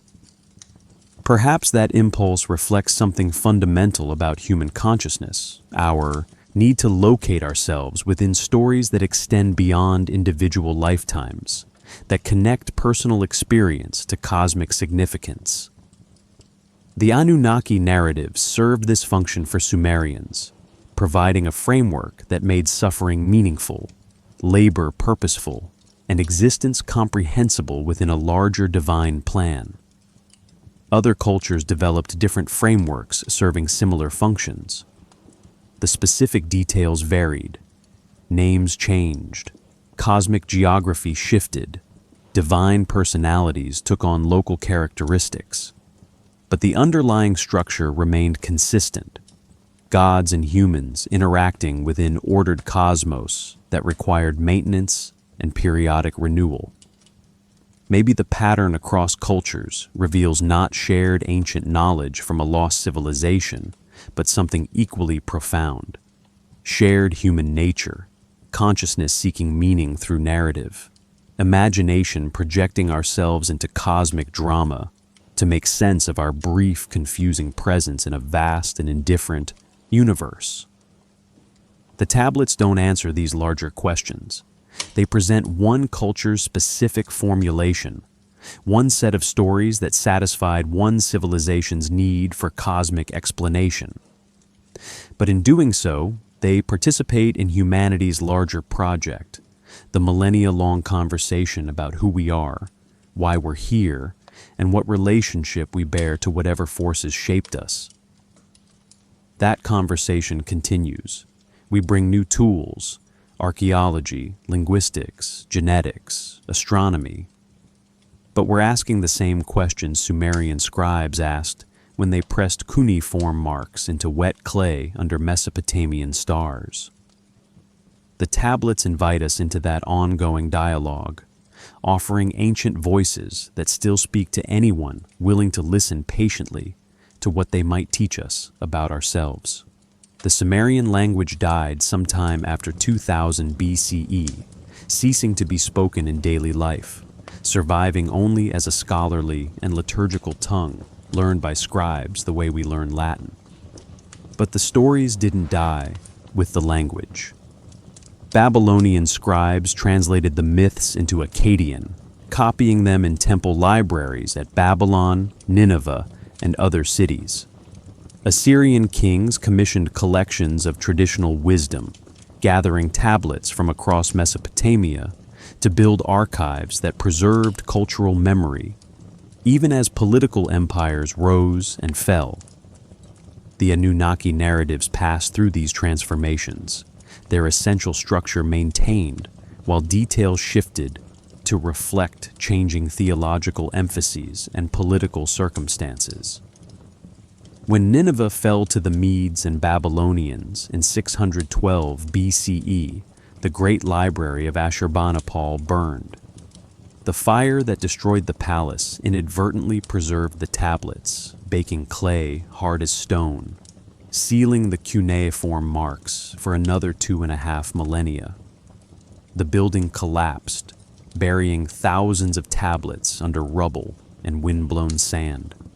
And there they waited in darkness while empires rose above them, while Alexander conquered the region, while Parthians and Sasanians ruled, while Islam spread across former Mesopotamian territories. The knowledge was lost, but the tablets remained, patient and silent beneath accumulating centuries. Rediscovery began in the 19th century, when European explorers and archaeologists, drawn by biblical references to ancient Assyria and Babylon, started excavating tells across Iraq. Austin Henry Layard excavated Nineveh between 1845 and 1851, shipping tens of thousands of tablets to the British Museum. Paul-Émile Botta excavated Khorsabad. Later expeditions from American and European institutions worked at Nippur, Ur, Uruk, and dozens of other sites, gradually recovering the material remains of Sumerian and Akkadian civilizations. The tablets posed a problem. No one could read them. The wedge-shaped marks were clearly writing, but the language was unknown, the script undeciphered. Scholars worked backward from known languages, starting with Old Persian inscriptions that appeared alongside Babylonian text in trilingual monuments. Georg Friedrich Grotefend made early breakthroughs in the 1800s.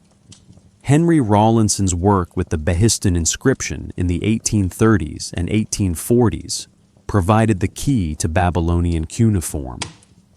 From Babylonian, scholars eventually accessed Sumerian, the older language underlying Akkadian literature. By the early 20th century, Assyriologists could read the tablets fluently, and what they found astonished them. Not just administrative records and royal inscriptions, but literature, mythology, astronomical texts, medical treatises, mathematical problems, and cosmological narratives that predated biblical texts by millennia. The Atrahasis epic, with its flood narrative, clearly influenced the Genesis account. The creation stories showed structural parallels with other Near Eastern cosmogonies, and threading through it all were the Anunnaki, divine beings whose conflicts and decisions had shaped the cosmos according to Sumerian understanding. Even now, new tablets continue to emerge. Archaeological excavations proceed cautiously in Iraq and Syria when political conditions allow. Museum collections contain thousands of unstudied tablets, cuneiform texts cataloged but not yet translated or published. Each year brings new scholarly papers offering fresh interpretations of familiar narratives or presenting previously unknown versions of traditional stories. The conversation with ancient Mesopotamia remains ongoing, not a closed historical chapter, but an active dialogue between past and present. Modern technology enables approaches impossible for earlier scholars. High-resolution imaging reveals damaged or worn cuneiform marks invisible to naked eyes. Digital databases allow rapid searching across tens of thousands of texts for specific words or phrases. Comparative linguistic analysis draws on computational power to trace relationships between Sumerian and other ancient languages. The field of Assyriological study continues evolving, each generation bringing new methodologies and perspectives to ancient material. Still today, the myths speak to concerns that transcend their Bronze Age origins.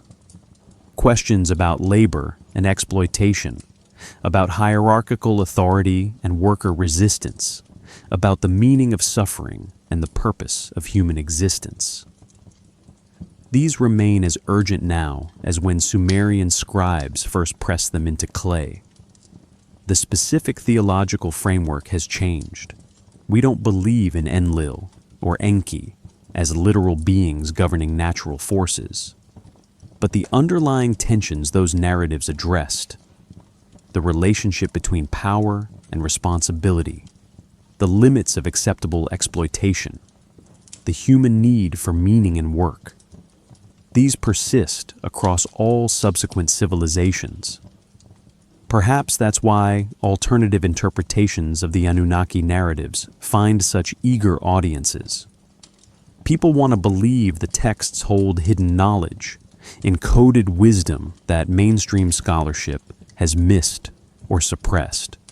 The UB ancient astronaut interpretation offers a grand narrative connecting human origins to cosmic drama, suggesting we're part of something larger than random evolutionary processes on an insignificant planet.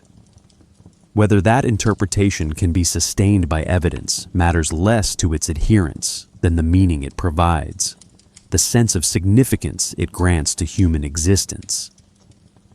Academic scholars might dismiss this as wishful thinking, but perhaps it reflects the same impulse that drove Sumerians to create the myths originally.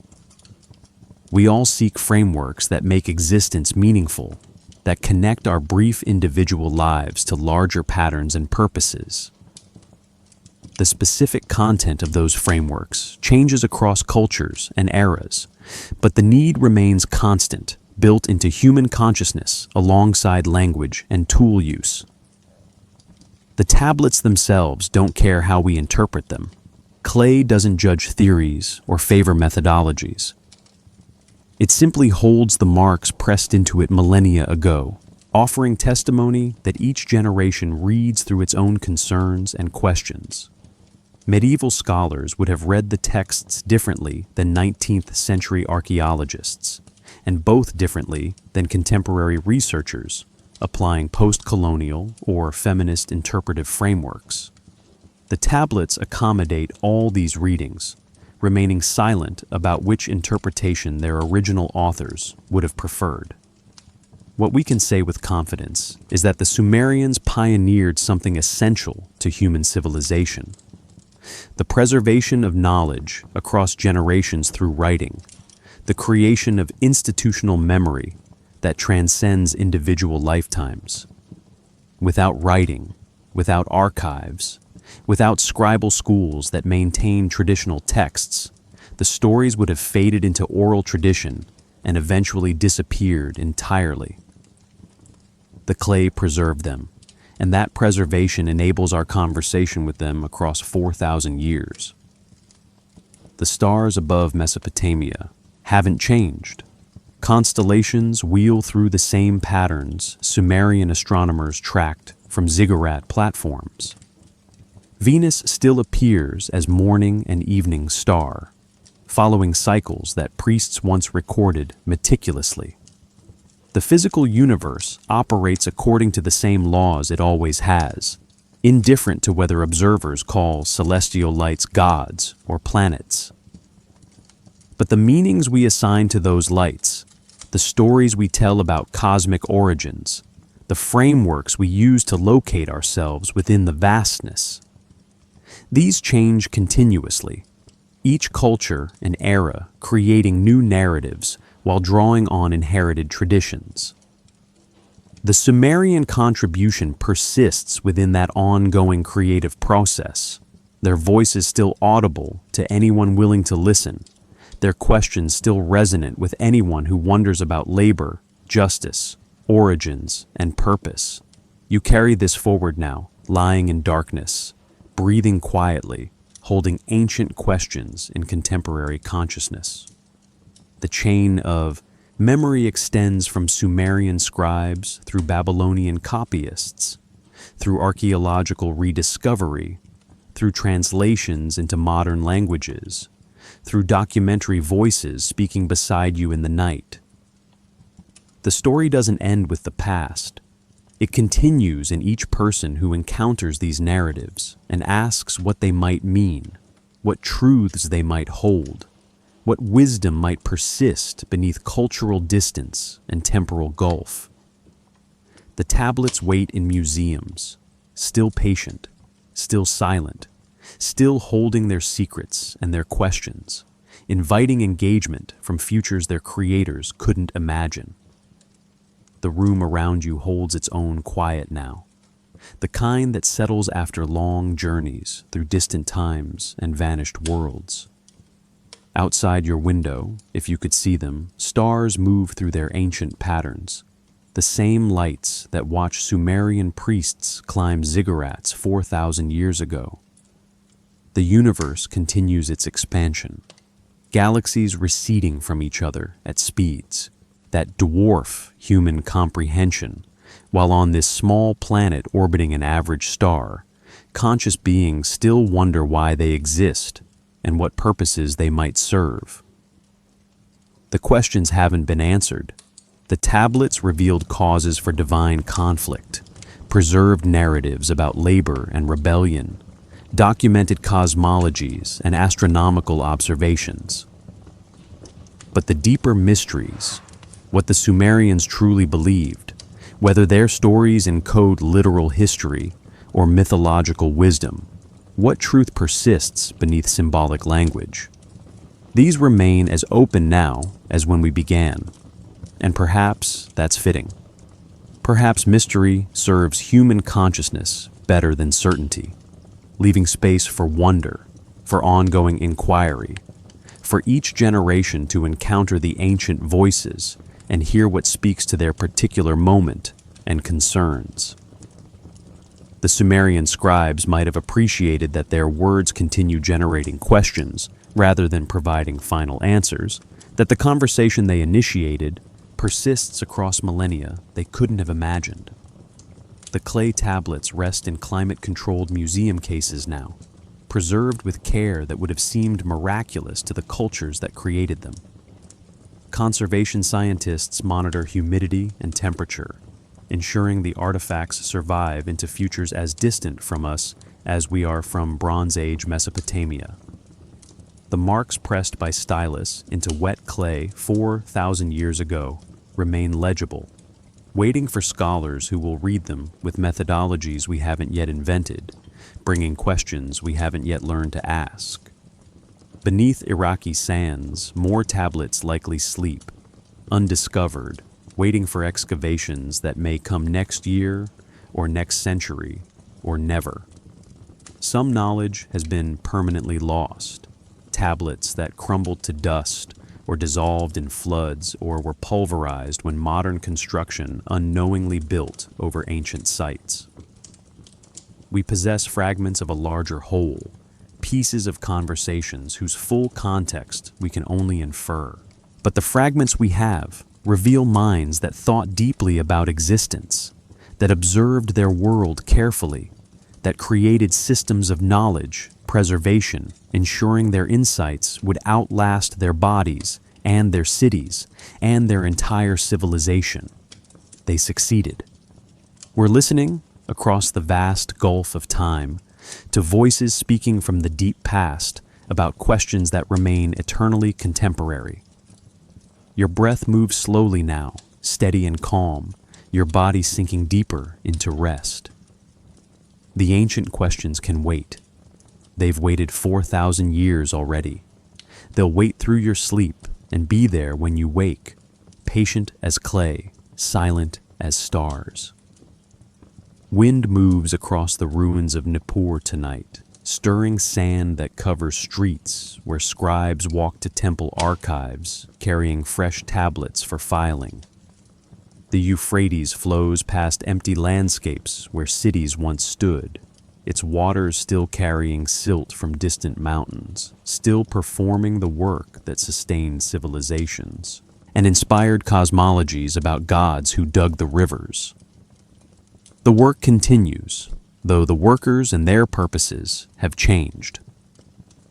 Archaeologists dig carefully through layers of human occupation, recording positions of artifacts before removal, preserving context that enables interpretation. Conservators clean tablets encrusted with millennia of burial, revealing marks hidden under calcified deposits. Translators puzzle over damaged passages, comparing fragments from different sites to reconstruct damaged lines. Scholars debate meanings, propose theories, acknowledge uncertainties. And you, breathing quietly in darkness, you're part of this continuity, another consciousness briefly encountering questions that have occupied human awareness since we first looked up at stars and wondered about our place beneath them. The Anunnaki, whatever they were, whatever they represented to the people who recorded their stories, have become part of humanity's inheritance. The narratives about their conflict and its resolution belong to anyone who encounters them with curiosity and respect. Anyone willing to sit with mystery rather than demanding immediate answers. Anyone who finds value in questions that have endured across empires and ages. Let the questions rest now. Let the stars wheel overhead in silence. Let the tablets sleep in their museums and in sand, holding their memories, keeping their secrets, waiting with infinite patience for however long the future extends. The rivers still flow between ancient banks. The stars still watch from depths of space. The clay still remembers the hands that shaped it, though those hands returned to dust millennia ago.